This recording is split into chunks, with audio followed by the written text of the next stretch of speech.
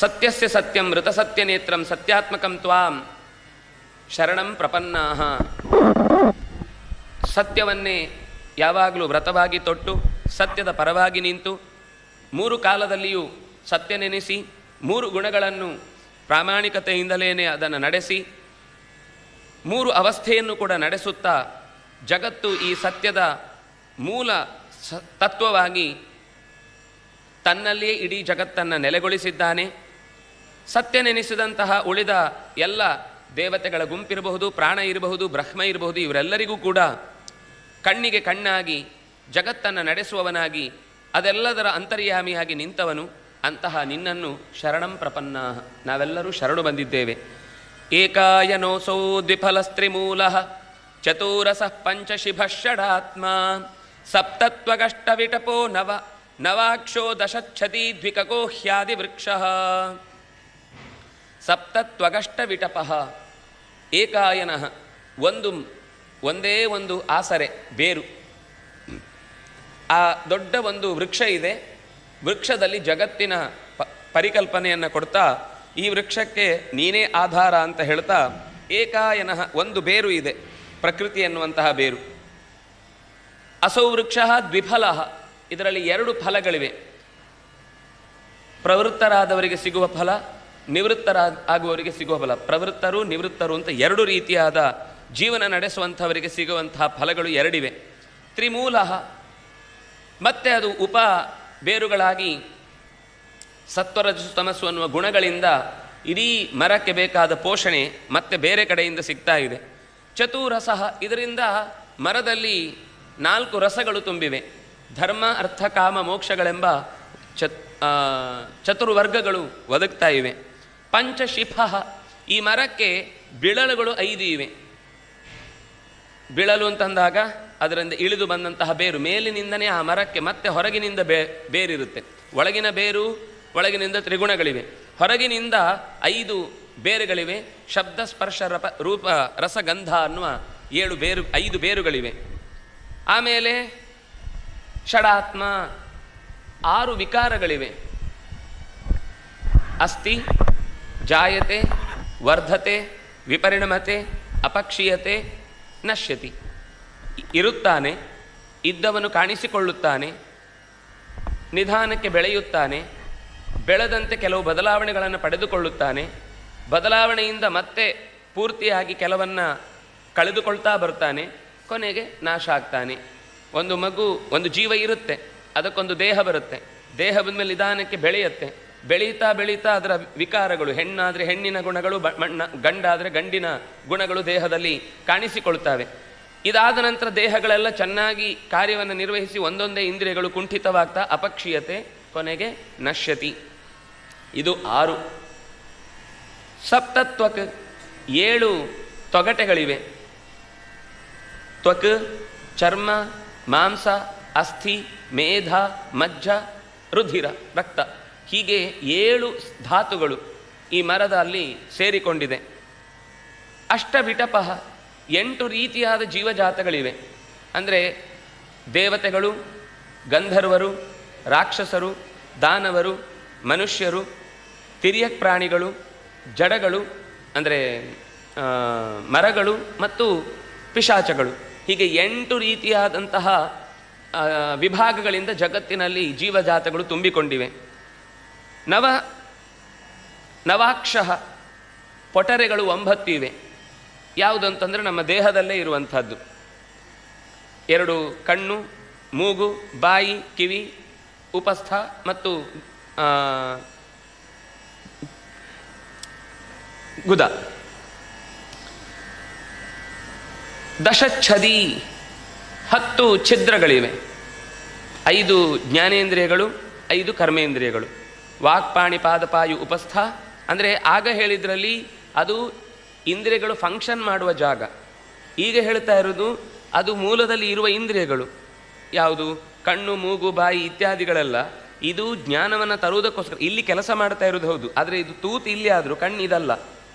ಕಣ್ಣಿರುವಂತಹದ್ದು ಹೃದಯದಲ್ಲೇ, ಕಿವಿ ಇರುವಂತಹದ್ದು ಹೃದಯದಲ್ಲೇ, ನಾಲಿಗಿರುವಂಥದ್ದು ಹೃದಯದಲ್ಲೇ.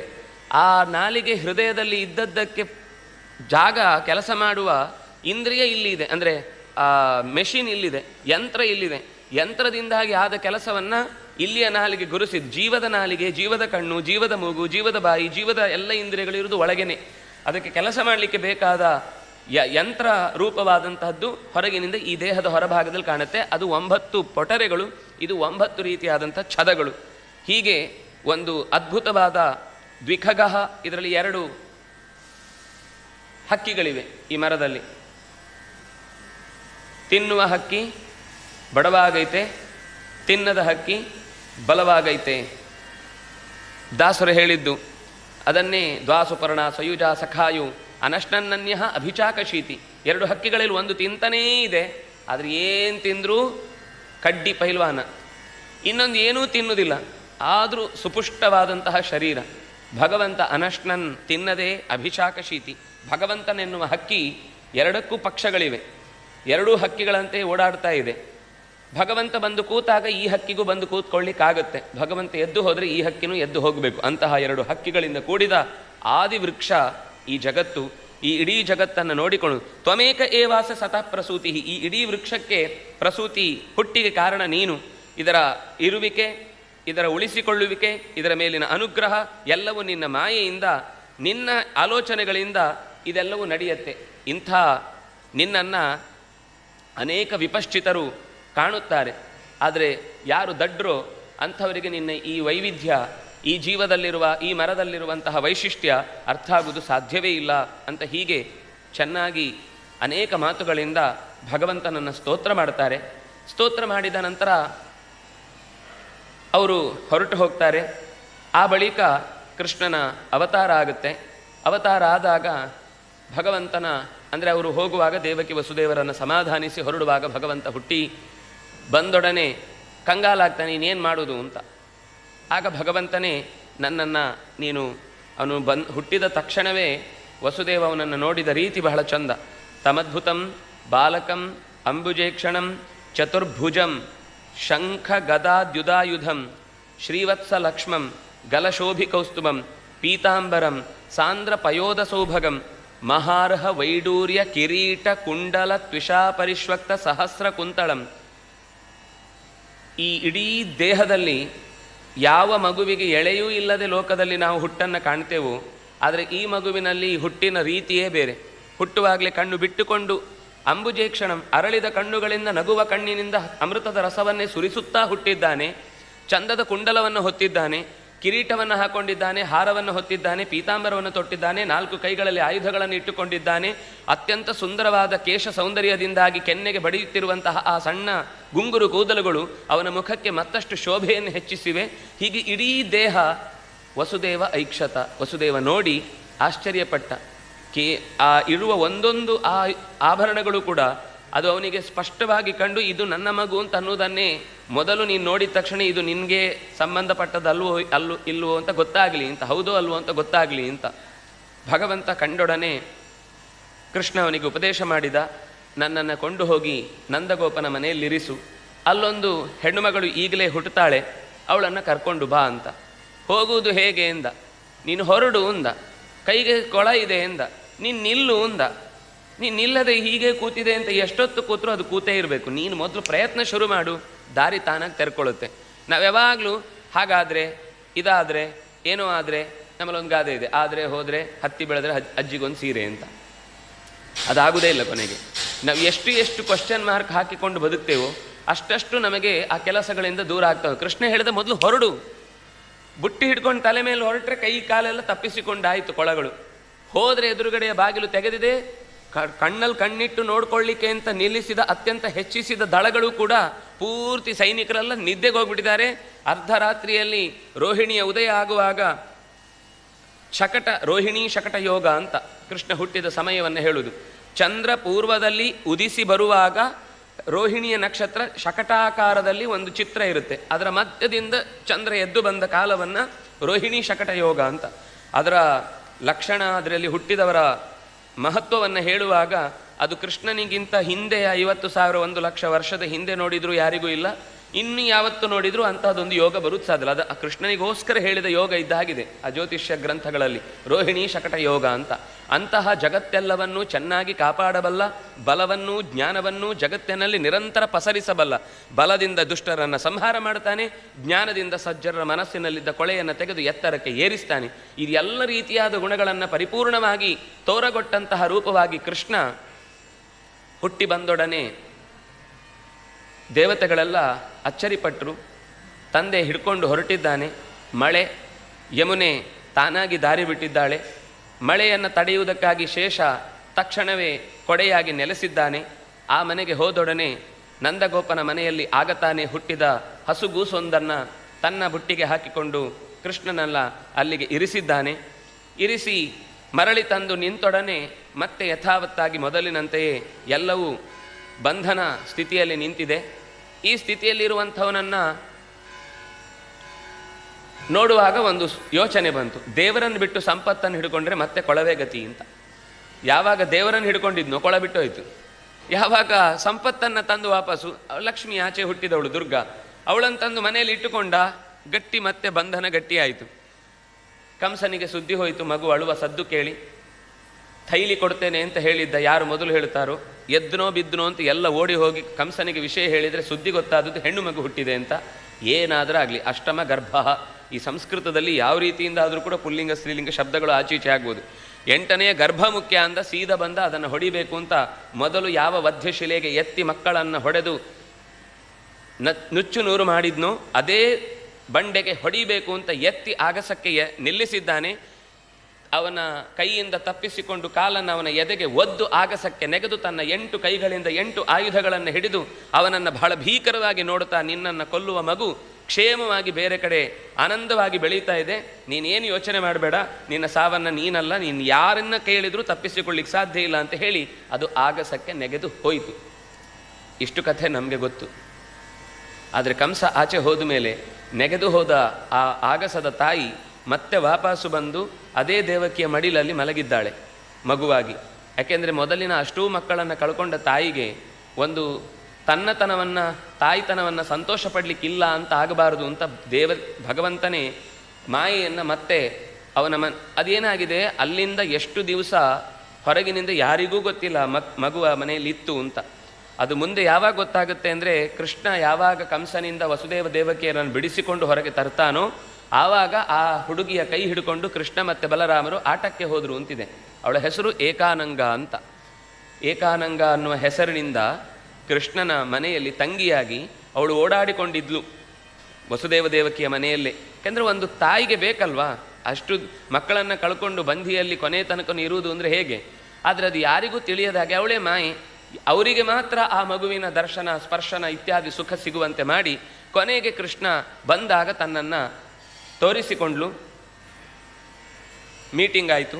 ವಸ್ತುತಃ ಕೃಷ್ಣ ಬರುವ ಮುನ್ನವೇ, ಕೃಷ್ಣ ಹುಟ್ಟುತ್ತಾನೆ ಅಂತ ಗೊತ್ತಾಗುವ ಸಂದರ್ಭದಲ್ಲೇ ಈ ಮುಂದೆ ಯಾರೆಲ್ಲ ರಕ್ಕಸರು ಬರ್ತಾರೋ ಅವರೆಲ್ಲ ಒಟ್ಟಿಗೆ ಮೊದಲೇ ಮೀಟಿಂಗ್ ಮಾಡಿದ್ದಾರೆ. ದೇವರು ಇಳಿದು ಬರ್ತಾನಂತೆ, ಅವನನ್ನು ಹೇಗೆಲ್ಲ ಸಾಧ್ಯವೋ ಹಾಗೆಲ್ಲ ನನ್ನ ಮಾತು ನೀವು ತಕ್ಷಣ ಪರಿಪಾಲಿಸಿ ಅವರನ್ನು ನಾಶ ಮಾಡಬೇಕು, ನೀವು ನಿಮ್ಗೆಲ್ರಿಗೂ ಜವಾಬ್ದಾರಿ, ಹೇಗೆ ಬೇಕಾದರೂ ಸಂದರ್ಭ ಒದಗಿ ಬರಬಹುದು ಅಂತ ಮೊದಲೇ ಎಚ್ಚರಿಕೆ ಕೊಟ್ಟಿದ್ದ.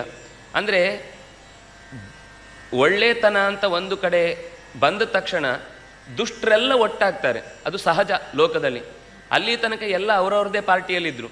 ಯಾವಾಗ ಕೃಷ್ಣ ಒಟ್ಟಿಗೆ ಒಂದು ಈ ಭೂಮಿಯನ್ನು ಉಳಿಸ್ಬೇಕು ಅಂತ ಬಂದು, ಆ ಕಡೆಯಿಂದ ಜರಾಸಂಧ, ಈ ಕಡೆಯಿಂದ ನರಕಾಸುರ, ಇನ್ನೊಂದು ಕಡೆಯಿಂದ ಕಂಸ, ಇವರೆಲ್ಲ ಸೇರಿಕೊಂಡು ಮಾಡಬೇಕಾದ ಕೆಲಸವನ್ನು ನಾಶ ಮಾಡುವುದಕ್ಕೋಸ್ಕರ ಕೃಷ್ಣ ಇಳಿತಾನೆ ಅಂತ ಗೊತ್ತಾಗುವ ಮುನ್ನವೇ ಅಷ್ಟೂ ಜನ ಶತ್ರು ಜನರು ಒಂದು ಕಡೆ ಸೇರಿಕೊಂಡು ದೊಡ್ಡ ಒಂದು ಕೂಟವನ್ನು ಏರ್ಪಡಿಸಿಕೊಂಡು, ಎಡಗಾಲನಿಟ್ಟಾದರೂ ಸರಿ, ನಾವು ತೃತೀಯ ರಂಗ ಕಟ್ಟಿಯಾದರೂ ಸರಿ ಈ ದೇಶವನ್ನು ಉಳಿಲಿಕ್ಕೆ ಬಿಡುವುದಿಲ್ಲ ಅಂತ ಒಂದು ಯೋಚನೆ ಮಾಡಿ ಹತ್ತಿ ನಿಂತು ಬಿಟ್ಟಿದ್ದಾರೆ. ಕೃಷ್ಣ ಬಂದಾಗಲೇ ತನ್ನ ಆಟೋಪ ತೋರಿಸಿ ಆಯಿತು, ಅವನ ಕೈ ಚಳ್ಳೆ ಹಣ್ಣು ತಿನ್ನಿಸಿ ಹೊರಟೋಗ್ಬಿಟ್ಟಿದ್ದಾನೆ.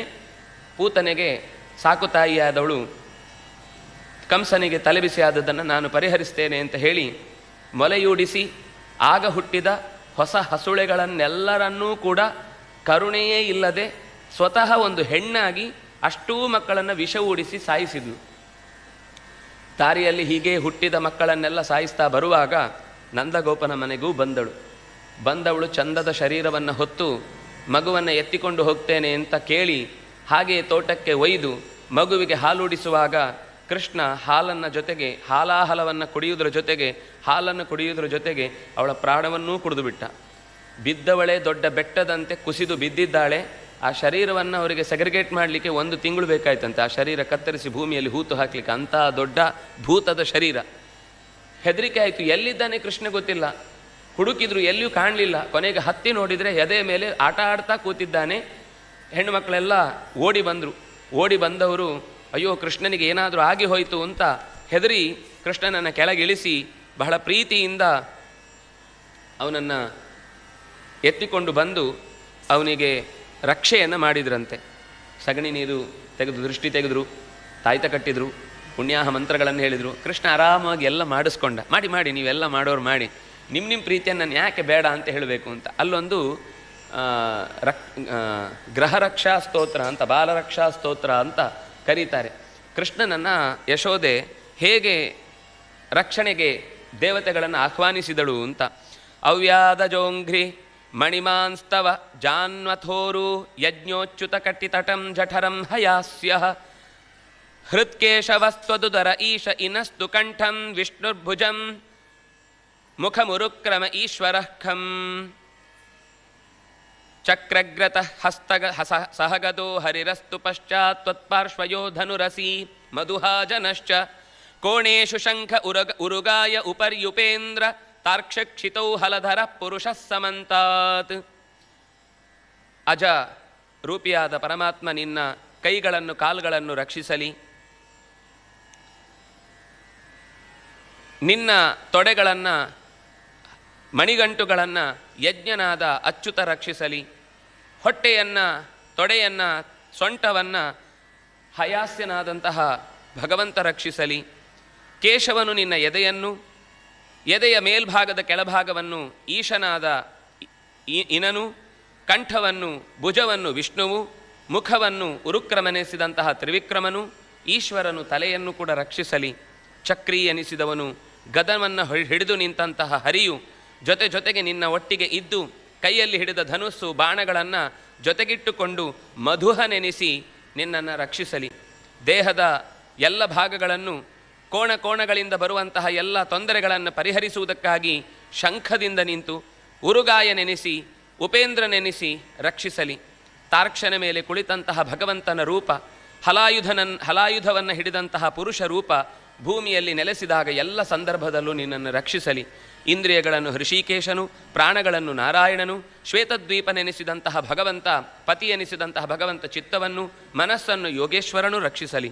ಪೃಷ್ಣಿಗರ್ಭನೆನಿಸಿದ ಭಗವಂತ ಬುದ್ಧಿಯನ್ನು, ಅಂತರಾತ್ಮನೆನಿಸಿದಂತಹ ಎಲ್ಲ ಷಡ್ಗುಣೈಶ್ವರ್ಯ ಸಂಪನ್ನನಾದ ಪರಮಾತ್ಮನು ಆಡುವಾಗ, ಹಾಡುವಾಗ, ಓಡುವಾಗ, ಮಲಗುವಾಗ ನಿನ್ನನ್ನು ಗೋವಿಂದ ಮಾಧವರು ರಕ್ಷಿಸಲಿ. ಓಡಾಡುತ್ತಿರುವಂತಹ ಸಂದರ್ಭದಲ್ಲಿ ನೀನು ಬಿದ್ದು ಗಾಯಗೊಳ್ಳದಂತೆ ವೈಕುಂಠ ರಕ್ಷಿಸಲಿ.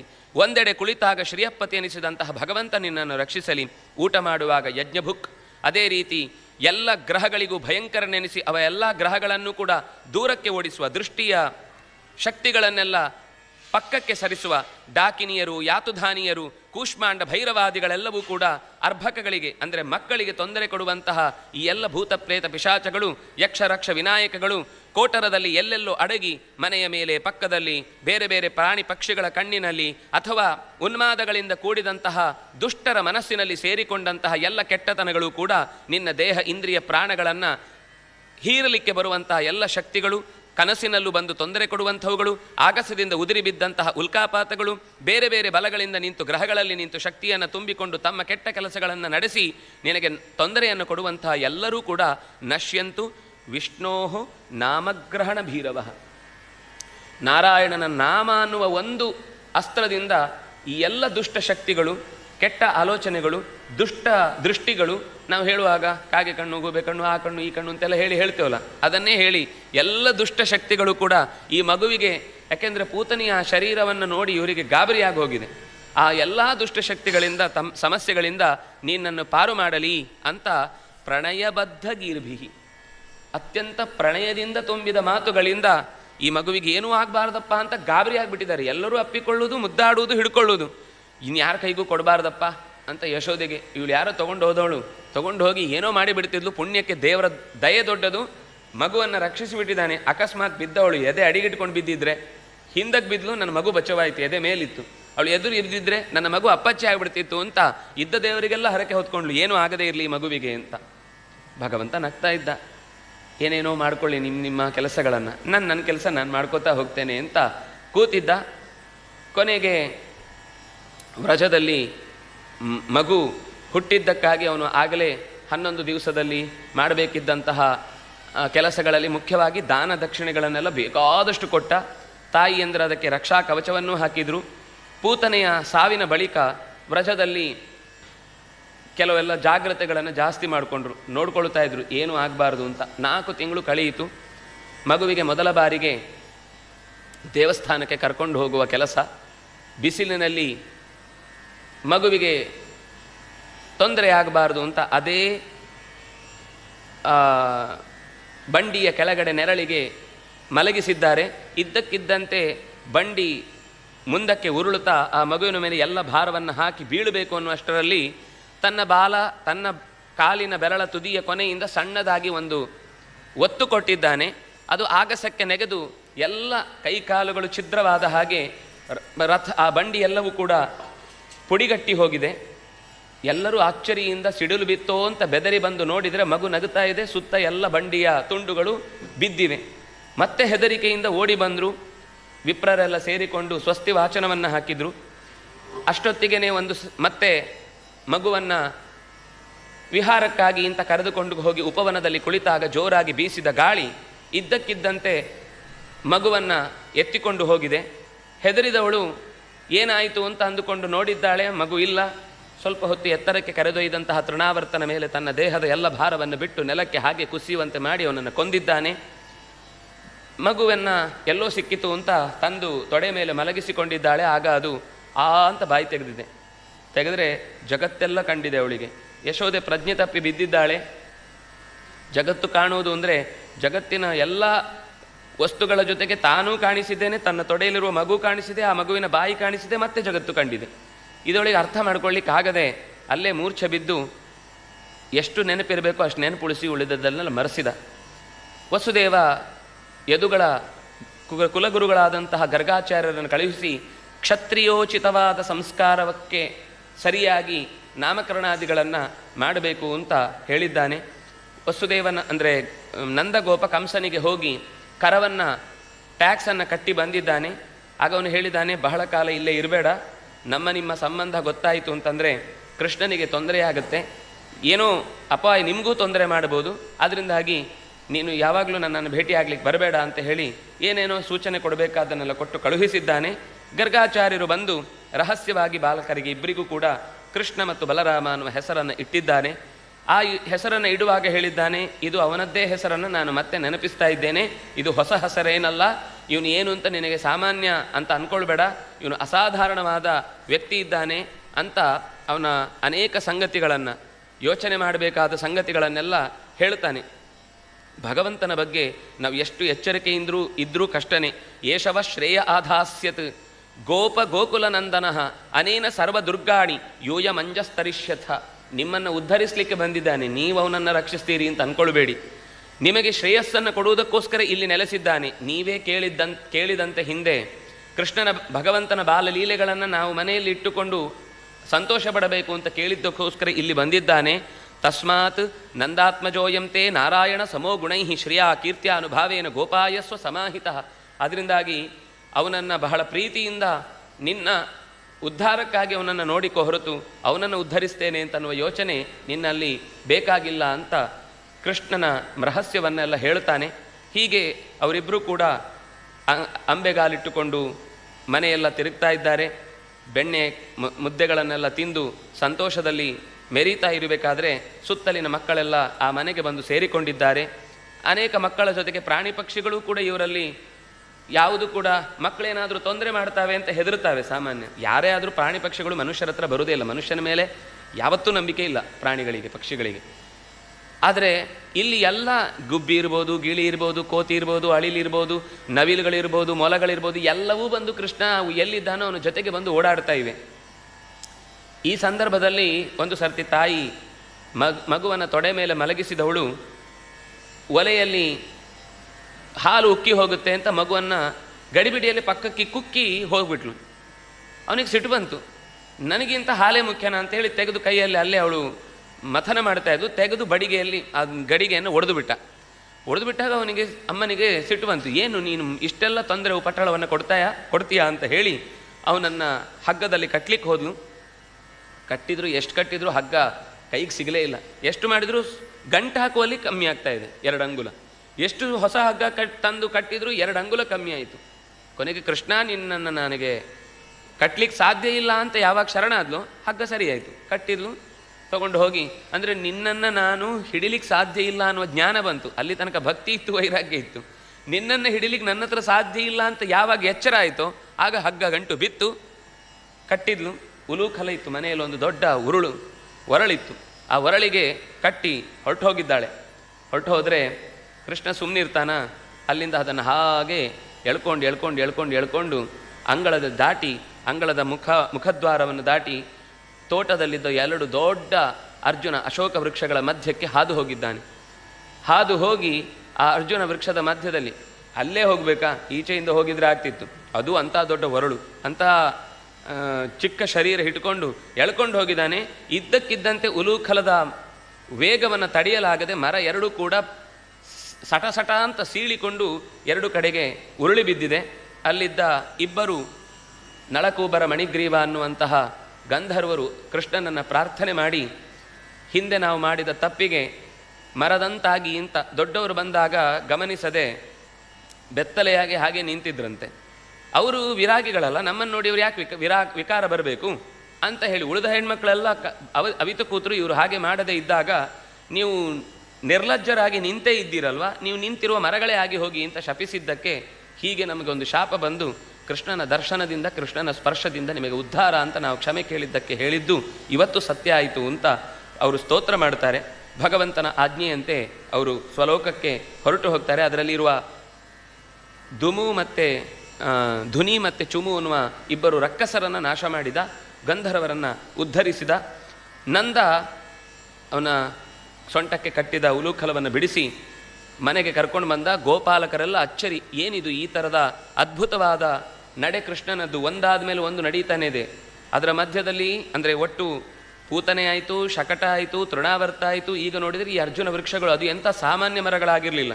ಇದೊಬ್ಬ ಸಾಮಾನ್ಯ ಮನುಷ್ಯ ಅಂತೂ ಯೋಚಿಸಿದ್ರು, ಜೀವನ ಪೂರ್ತಿ ಪ್ರಯತ್ನ ಪಟ್ಟರು ಅಂಥದ್ದೊಂದು ಮರ ಉರುಳಿಸ್ಲಿಕ್ಕೆ ಸಾಧ್ಯ ಇಲ್ಲ ಕೈಯಲ್ಲಿ. ಆದರೆ ಈ ಕೃಷ್ಣ ಇದನ್ನೆಲ್ಲ ಮಾಡಿಬಿಟ್ಟ ಅಲ್ವಾ ಅಂತ ಯೋಚಿಸಿ ಕೃಷ್ಣ ಅಲ್ಲೇ ಇನ್ನಷ್ಟು ತನ್ನ ಲೀಲೆಗಳಿಂದ ನೃತ್ಯ ಮಾಡ್ತಾ ಇದ್ದ, ಆಟ ಆಡ್ತಾ ಇದ್ದ, ಹಾಡ್ತಾ ಇದ್ದ. ಕೊನೆಗೆ ಒಂದು ಸರ್ತಿ ಹೇಳಿದ ಕೃಷ್ಣ, ನಾವಿಲ್ಲಿಂದ ಹೊರಡಬೇಕು. ಹಸುಗಳ ಕಣ್ಣಿನಲ್ಲಿ ಆಹಾರ ಸಿಗದೇ ಇರುವ ಬೇಸರ ಕಣ್ಣೀರಾಗಿ ಕಾಣಿಸ್ತಾ ಇದೆ. ಏನು ಹೇಳಿದ್ರು ಬೇಡ ಬೇಡ ಬೇಡ ಅಂತ 3-4 ವರ್ಷ ಎಷ್ಟಾದರೂ ತಳ್ಳಿ ಅಲ್ಲೇ ಇದ್ದರು. ವಸ್ತುತಃ ಅವರು ಚಲಿಸುವ ವ್ಯವಸಾಯವನ್ನು ಮಾಡ್ತಾ ಇದ್ದವರು. ಒಂದು ಕಡೆ ಅರಮನೆ ಕಟ್ಟಿಕೊಂಡು ಕೂತವರಲ್ಲ. ನಂದವ್ರಜ ಅಂತ ಹೆಸರು. ವ್ರಜ ಅಂದರೆ ಹೋಗುವ ಊರುಗಳು ಅಂತ ಅರ್ಥ. ವ್ರಜ ಅಂದರೆ ವ್ರಜಗತವು. ಹೋಗುವ ಊರುಗಳಲ್ಲಿ ಎಲ್ಲಿ ಇರ್ತಾರೋ ಅಲ್ಲೇ ಇದ್ದುಕೊಂಡು ಬೆಳೆಯನ್ನು ತೆಗೆದು ಅದನ್ನು ರಾಜನಿಗೆ ಕಪ್ಪವಾಗಿ ಕೊಟ್ಟು ಆ ಮೂಲಕ ರಾಜನ ಸಂಬಂಧವನ್ನು ಉಳಿಸಿಕೊಳ್ಳುವರು. ಅದು ರಾಜನ ಜಾಗ ಆಗಿರುತ್ತೆ. ಅಲ್ಲಿ ಅವರು ಬೆಳೆ ತೆಗಿತಾರೆ. ಒಂದು ಅಂಶವನ್ನು ಅವರಿಗೆ ಬೇಕಾದಷ್ಟುಕೊಂಡು ಅಲ್ಲಿಯ ಪ್ರಜೆಗಳಿಗೆ ಕೊಟ್ಟು ಅದರಲ್ಲಿ ಒಂದು ಭಾಗವನ್ನು ರಾಜನಿಗೆ ಇತ್ತು ಬದುಕುವಂಥವ್ರು. ಕೃಷ್ಣ ಎಷ್ಟು ಹೇಳಿದ್ರು ಕೇಳದೇ ಇದ್ದಾಗ ಅವನ ಮೈಯಿಂದ ಸಾವಿರ ಗಟ್ಟಲೆ ತೋಳಗಳನ್ನು ಸೃಷ್ಟಿ ಮಾಡಿ ಆ ತೋಳಗಳನ್ನು ಮನೆ ನುಗ್ಗಿಸುವ ಹೊತ್ತಿಗೆ ಎಲ್ಲ ಮನೆಯ ಹೆಣ್ಣು ಮಕ್ಕಳು ಗಂಡಸರು ಇದ್ದ ವಸ್ತುಗಳನ್ನು ಏನು ಸಿಗುತ್ತೋ ಅದನ್ನು ಹಿಡ್ಕೊಂಡು ಏನು ಬಿಟ್ಟರು ಹಸು ಕರುಗಳನ್ನೆಲ್ಲ ಕರ್ಕೊಂಡು ಹೋದರು. ಊರೇ ಇದ್ದಕ್ಕಿದ್ದ ಹಾಗೆ. ಈಗ ಏನೋ ಒಂದು ಈ ಕ್ಷಣದಲ್ಲಿ ಅನಿರೀಕ್ಷಿತವಾದ ಅಪಾಯ ಬಂದಾಗ ಯಾವುದು ಜೀವನಕ್ಕೆ ಅತ್ಯಂತ ಅಗತ್ಯವೋ ಅದನ್ನು ಮಾತ್ರ ಹಿಡ್ಕೊಳ್ತೇವೆ. ಆಗ ಬೇಕಾಗೋದು ಹೋಗಲಿಕ್ಕೆ 2 ತುತ್ತು, ಬೇಕಾದರೆ 2 ಬಟ್ಟೆ, ಅದು ಬಿಟ್ಟು ಉಳಿದದ್ದೆಲ್ಲ ಆಮೇಲೆ ಯೋಚನೆ ಬರ್ತದೆ. ಅದನ್ನು ಈಗ ನಾನು ಆ ಬ್ಯಾಂಕಿಗೆ ಹೋಗಿ ದುಡ್ಡು ತೊಗೊಂಬರ್ತೇನೆ, ಅದು ಮಾಡ್ತೇನೆ, ಇದು ಮಾಡ್ತೇನೆ ಅಂತೆಲ್ಲ ಹೇಳುವಷ್ಟು ಇಲ್ಲವೇ ಇಲ್ಲ. ಆಗಕ್ಕೇನು ಬೇಕೋ ಅದನ್ನು ಹಿಡಿದು ಅಲ್ಲಿಂದ ಮೊದಲು ಹೊರಡಬೇಕಿತ್ತು. ಇಡೀ ಊರು ಹೊರಟಿತು, ವೃಂದಾವನದ ಕಡೆಗೆ ಸಾಗಿತು. ವೃಂದಾವನದ ಹಸಿರನ್ನು ನೋಡಿ, ಬಹಳ ದಿವಸಗಳ ನಂತರ ಕಂಡ ಹಸಿರನ್ನು ಸಂತೋಷದಿಂದ ಆನಂದದಿಂದ ಅನುಭವಿಸಿ ಭುವನೋತ್ಸವೋ ಅಭೂತ್. ಭಗವಂತ ಇಡೀ ಆ ಗೋಕುಲಕ್ಕೆನೆ, ಗೋಕುಲ ಅಂದರೆ ಗೋವುಗಳ ಕುಲಕ್ಕೆನೆ, ಗೋವುಗಳ ಎಲ್ಲ ಗೋಪಾಲಕರಿಗೆ, ಗೋಪಿಯರಿಗೆ, ಗೋವುಗಳಿಗೆ ಆನಂದದ ಉತ್ಸವ ನೆನೆಸಿದ. ಅಲ್ಲಿಗೆ ಕರುವಿನ ರೂಪದಲ್ಲಿ ಬಂದ ಒಬ್ಬ ರಕ್ಕಸ ವತ್ಸಾಸುರ ನೆನೆಸಿ ಕೃಷ್ಣನನ್ನು ಕೊಲ್ಲಿಕ್ಕೆ ಬಂದ, ಅವನನ್ನು ಪಡೆದುಕೊಂದ. ಇನ್ನೊಬ್ಬ ಹಕ್ಕಿಯ ರೂಪದಲ್ಲಿ ಬಕಾಸುರ ಬಂದ, ಅವನನ್ನು ಕೊಂದ. ನಂದನಿಗೆ ಗರ್ಗರು ಹೇಳಿದ ಮಾತಿನಂತೆ ಬಹಳ ಹೆಚ್ಚು ಹೆಚ್ಚು ಅವನ ಬಗ್ಗೆ ಆಸಕ್ತಿ ಬೆಳೀತಾ ಹೋಯಿತು. ಕೃಷ್ಣ ಮತ್ತು ರಾಮ ಕೊಳಲನ್ನು ಹಿಡಿದು ಹಸುಗಳನ್ನು ಮೇಯಿಸುವುದಕ್ಕೋಸ್ಕರ ಊರಿನ ಜನರ ಎಲ್ಲ ಸಣ್ಣ ಸಣ್ಣ ಮಕ್ಕಳ ಜೊತೆಗೆ ತಾನು ಕೊಳಲನ್ನು ಊದುತ್ತಾ ಹೊರಡ್ತಾ ಇದ್ದ. ಕೃಷ್ಣ ಇದ್ದಾನೆ ಅಂದರೆ ಅವರಿಗೆಲ್ಲ ಧೈರ್ಯ. ಹೊರಡುವಾಗ ಕಳಿಸಿದ ಮೇಲೆ ಸಂಜೆ ವಾಪಸ್ ಎಲ್ಲೆಲ್ಲೋ ಹೋದವುಗಳು ಕೃಷ್ಣ ಒಂದು ಸರ್ತಿ ಕೊಳಲು ಊದಿಸ ಎಲ್ಲ ವಾಪಸ್ ಬರ್ತಿದ್ದು. ಸರಿ, ಊರಿಗೆ ಹೊರಡುದು. ಹೀಗೊಂದು ಸಂತೋಷದಿಂದ ಕಾಲ ಕಳೆಯುವಾಗ ಬಲರಾಮ ಹೇಳ್ತಾನೆ, ಈ ತಾಳವನದಲ್ಲಿ ನಮ್ಮ ಹಸುಗಳಿಗೆ, ನಮ್ಮ ಗೋಪಾಲಕರಿಗೆ ತುಂಬ ತೊಂದರೆ ಆಗ್ತಾ ಇದೆ, ಯಾರೋ ರಾಕ್ಷಸ ಸೇರ್ಕೊಂಡಿದ್ದಾನೆ, ಬಿಡ್ತಾ ಇಲ್ಲ ಅಂತ. ಕೃಷ್ಣ ಒಳಕ್ಕೆ ಪ್ರವೇಶ ಮಾಡಿ ನೋಡಿದಾಗ ಅಲ್ಲೊಬ್ಬ ಧೇನುಕ ಇದ್ದ. ಕತ್ತೆ ರೂಪದಲ್ಲಿ ಕಿರುಚುತ್ತಾ ಕಾಲಿನಿಂದ ಒದೆಯುವ ಪ್ರಯತ್ನ ಮಾಡಿದಾಗ ಅದೇ ಕಾಲನ್ನೆತ್ತಿ ನೆಲಕ್ಕೆ ಬಡಿದು ಅವನನ್ನು ಕೊಂದು ಹಾಕಿದ್ದಾನೆ. ಹೀಗೆ ಕಂಸನ ಒಂದೊಂದು ಲೆಟರ್ಗಳು ಬರ್ತಾ ಇತ್ತು, ವಾಪಸ್ ರಿಪ್ಲೈ ಮಾಡಲಿಕ್ಕೆ ಕೊಡಲಿಕ್ಕೆ ಯಾರು ಇರ್ತಿರ್ಲಿಲ್ಲ. ಒನ್ ವೇ, ಬರುವುದು ಮಾತ್ರ, ಹೋಗೋದಿಲ್ವೇ ಇಲ್ಲ. ಇಲ್ಲೊಂದು ಸೂಕ್ಷ್ಮ ಗಮನಿಸಬೇಕು ನಾವು. ಒಂದೊಂದು ಹಂತದಲ್ಲಿ ಒಂದೊಂದು ಥರದ ಅಪಾಯ ಬಂತು. ಮಗು ಚಿಕ್ಕದಿದ್ದಾಗ ಮಗುವಿಗೆ ಹಾಲುಡಿಸುವುದು ಇಷ್ಟ, ಅದಕ್ಕೆ ಹಾಲುಡಿಸುವ ರಕ್ಕಸಿಯಾಗಿ ಬಂದಳು. ಮಗುವಿಗೆ ಆಮೇಲೆ ಆಟದ ಸಾಮಾನು ಇಷ್ಟ, ಅದಕ್ಕೋಸ್ಕರ ಬಂಡಿಯ ರೂಪದಲ್ಲಿ ಬಂದ. ಮಗುವಿಗೆ ಸ್ವಲ್ಪ ದೊಡ್ಡವರಾದಾಗ ಯಾರಾದರೂ ದೊಡ್ಡವರನ್ನು ನೋಡಿದ ತಕ್ಷಣ ಅವ್ರು ಚಪ್ಪಲಿ ಹಾಕಿದ್ರು, ಶರ್ಟ್ ಹಾಕಿದ್ರು, ಬ್ಯಾಗ್ ಹಾಕೊಂಡ್ರೆ ನಾನು ಹೋಗಬೇಕು, ಒಂದು ಪೋಪು ಹೋಗೋಣ ಬಾರೋ ರಂಗ ಅಂತ ದಾಸರು ಕರೆದ ಹಾಗೆ ಅದಕ್ಕೆ ಎಲ್ಲಾದರೂ ಯಾರಾದರೂ ಹೊರಡ್ತಾರೆ ಅಂದರೆ ಹೊರಗೆ ಹೋಗಬೇಕು. ಹಾಗೆ ಹೊರಕ್ಕೆ ತೋಟಕ್ಕೆ ಹೋದಾಗಲೇ ಆ ತೃಣಾವರ್ತನ ಸಂಹಾರ ಆಯಿತು. ಅದಾದಮೇಲೆ ಕೃಷ್ಣನಿಗೆ ಕರುಗಳು ಅಂದರೆ ಬಹಳ ಇಷ್ಟ ಇತ್ತು, ಅದಕ್ಕೆ ಕರುವಿನ ರೂಪದಲ್ಲಿ ಬಂದ. ಅದಾದಮೇಲೆ ಹಕ್ಕಿ ಅಂದರೆ ಕೃಷ್ಣನಿಗೆ ಬಹಳ ಇಷ್ಟ ಇತ್ತು, ಹಕ್ಕಿಯ ರೂಪದಲ್ಲಿ ಬಂದ. ಅದಾದ ಮೇಲೆ ಇಲ್ಲಿ ನಡುವಿನಲ್ಲಿ ಕತ್ತೆ ರೂಪದಲ್ಲಿ ಬಂದ, ಕತ್ತೆಯನ್ನು ಕೊಂದಿದ್ದಾನೆ. ಇನ್ನು ಒಂದೊಂದು ಮುಂದೆ ಎಲ್ಲ ಬರುವುದನ್ನು ನಾವು ಸರಿಯಾಗಿ ಗಮನಿಸಿದರೆ ಹಂತ ಹಂತವಾಗಿ ಶತ್ರುವನ್ನು ಲೆಕ್ಕ ಹಾಕಿ ಇಷ್ಟು ಬೆಳೆದಿದ್ರೆ ಅವನಿಗೆ ಯಾವುದು ಇಷ್ಟ ಆಗುತ್ತೆ ಅದನ್ನೇ ಶತ್ರುವಾಗಿ. ನಮಗೆ ಎಲ್ಲ ರೀತಿಯಿಂದಲೂ ಶತ್ರುಗಳೇ. ನಮ್ಮ ಕಣ್ಣು, ಕಿವಿ, ಮೂಗು, ಬಾಯಿ ಇದೆಲ್ಲವನ್ನೂ ಕೂಡ ಮಾರ್ಕೆಟ್ ಆಗಿ ತಗೊಂಡು ನಮ್ಮ ನಾಲಿಗೆಗೆ ಯಾವುದು ರುಚಿಯೋ ಅಂಥ ಪದಾರ್ಥಗಳು, ಕಿವಿಗೆ ಯಾವುದು ಹಿತವೋ ಅಂಥ ಪದಾರ್ಥಗಳು, ಕಣ್ಣಿಗೆ ಯಾವುದು ರೂಪ ಬಣ್ಣ ನೋಡ್ಲಿಕ್ಕೆ ಇಷ್ಟ ಆಗುತ್ತೋ ಅಂಥ ಪದಾರ್ಥಗಳನ್ನು ಸೃಷ್ಟಿ ಮಾಡಿ 10 ಬಾರಿ, ಅದು ಮಕ್ಕಳಿಗಂತೂ ಅದನ್ನು ನೋಡಿದರೆ ಅದೇ ಬೇಕು, ಅದೇ ತಿನ್ನಬೇಕು, ಬೂಸ ಹಾಕಿದರೂ ಸರಿ ಹಾರ್ಲಿಕ್ಸೇ ಕುಡಿಬೇಕು ಅಂತ ನಮಗೆ ಹಠ. ಅಂದರೆ ಇದು ನಮಗೆ ಗೊತ್ತಿಲ್ಲದೆ ಅಲ್ಲಿ ಬಂದದ್ದು ಕೇವಲ ನೋಡಿ, ಆ ಮಗುವಿನ ಮೇಲಿನ ದಾಳಿಯನ್ನು ಮಾಡಲಿಕ್ಕೋಸ್ಕರ ಬಳಸಿದ್ದೆಲ್ಲ ಇವತ್ತು ನಮ್ಮ ಮಕ್ಕಳ ಮೇಲೂ ಇಂಥದ್ದೇ ದಾಳಿ ಆಗ್ತಾ ಇರೋದು. ಏನು ಇಷ್ಟ ಆಗುತ್ತೋ, ಏನು ನೋಡುತ್ತೋ ಅದನ್ನೇ ನೋಡಿ ಬಣ್ಣ ಬಣ್ಣದ್ದು ಅಥವಾ ರುಚಿ ರುಚಿ ಅಂತ ಅದು ನಾಲಿಗೆಯನ್ನು ಚಪ್ಪರಿಸಿಕೊಂಡು 2 ದೃಶ್ಯಗಳನ್ನು ಹಾಕಿದ ತಕ್ಷಣ 10 ಸರ್ತಿ ತೋರಿದ ಜಾಹೀರಾತು 11ನೇ ಸಲ ಸತ್ಯ ಅಂತ ಅನಿಸಿಕೊಂಡು ತಂದೆ ತಾಯಿಗಳು ಮರುಳಾಗಿ ಮಕ್ಕಳಿಗೆ ಅದೇ ಬೇಕು ಅನ್ನೋ ಹಠಕ್ಕೆ ತಾವು ಬಗ್ಗುತ್ತಾರೆ, ಬಲಿಯಾಗ್ತಾರೆ. ಆದರೆ ವಸ್ತುತಃ ಇದೆಲ್ಲ ಒಂದು ಟ್ಯಾಕ್ಟಿಕ್ಸು. ಆದರೆ ಕೃಷ್ಣ ಮೀರಿದ್ರು ನಾವು ಮೀರಲಿಲ್ಲ. ಯಾಕೆಂದರೆ ಕೃಷ್ಣ ಮೀರಿದ್ದನ್ನು ನಾವು ಕೇಳಲೇ ಇಲ್ಲ. ಕೃಷ್ಣ ಹೇಗೆ ಮೀರಿದ, ಪ್ರತಿಯೊಂದರಲ್ಲೂ ಅದರಲ್ಲಿರುವ ಲೋಪದೋಷವನ್ನು ಸರಿಯಾಗಿ ಅರ್ಥೈಸಿಕೊಂಡ. ಕೃಷ್ಣ ರಾಮರಿಗೆ ಪ್ರತಿ ದಿವಸ ಹೊರಡುವಾಗ ಯಶೋದೆ ಮತ್ತು ರೋಹಿಣಿ ಒಳ್ಳೆಯ ಅಲಂಕಾರ ಮಾಡಿ ಕಳುಹಿಸ್ತಾ ಇದ್ರಂತೆ. ಕೃಷ್ಣ ಯಾವಾಗಲೂ ಅವನು ಪೀತಾಂಬರವನ್ನು ಉಡ್ತಾ ಇದ್ದ, ಹಳದಿ ಬಣ್ಣದ ಬಟ್ಟೆ ಕೃಷ್ಣನಿಗಿಷ್ಟ. ಬಲರಾಮ ಯಾವಾಗಲೂ ನೀಲಿ ಬಣ್ಣದ ಬಟ್ಟೆ ಉಡ್ತಾ ಇದ್ದಂತೆ. ಇವನು ನೀಲಿ ಇದ್ದ, ಅದರಿಂದಾಗಿ ಪೀತ ಬಟ್ಟೆ ಉಡ್ತಿದ್ದ. ಅವನು ಬೆಳ್ಳಗಿದ್ದ, ಅದರಿಂದಾಗ ಅವನು ನೀಲಿ ಬಣ್ಣದ ಪಟ್ಟೆಯನ್ನು ಉಡ್ತಾ ಇದ್ದ. ಅಂದರೆ ಕಲರ್ ಕಾಂಬಿನೇಷನ್ಗೆ ಎಷ್ಟು ವಿವರ ಇದೆ ಅಂದರೆ ಕೆಲವೆಲ್ಲ ನಾವು ಇವತ್ತಿನ ಫ್ಯಾಷನ್ನೇ ಅಲ್ಲ, ಅಂಥ ಚಂದದ ಆಭರಣಗಳನ್ನೆಲ್ಲ ಹಾಕೊಂಡು ಓಡಾಡ್ತಾ ಇದ್ರು.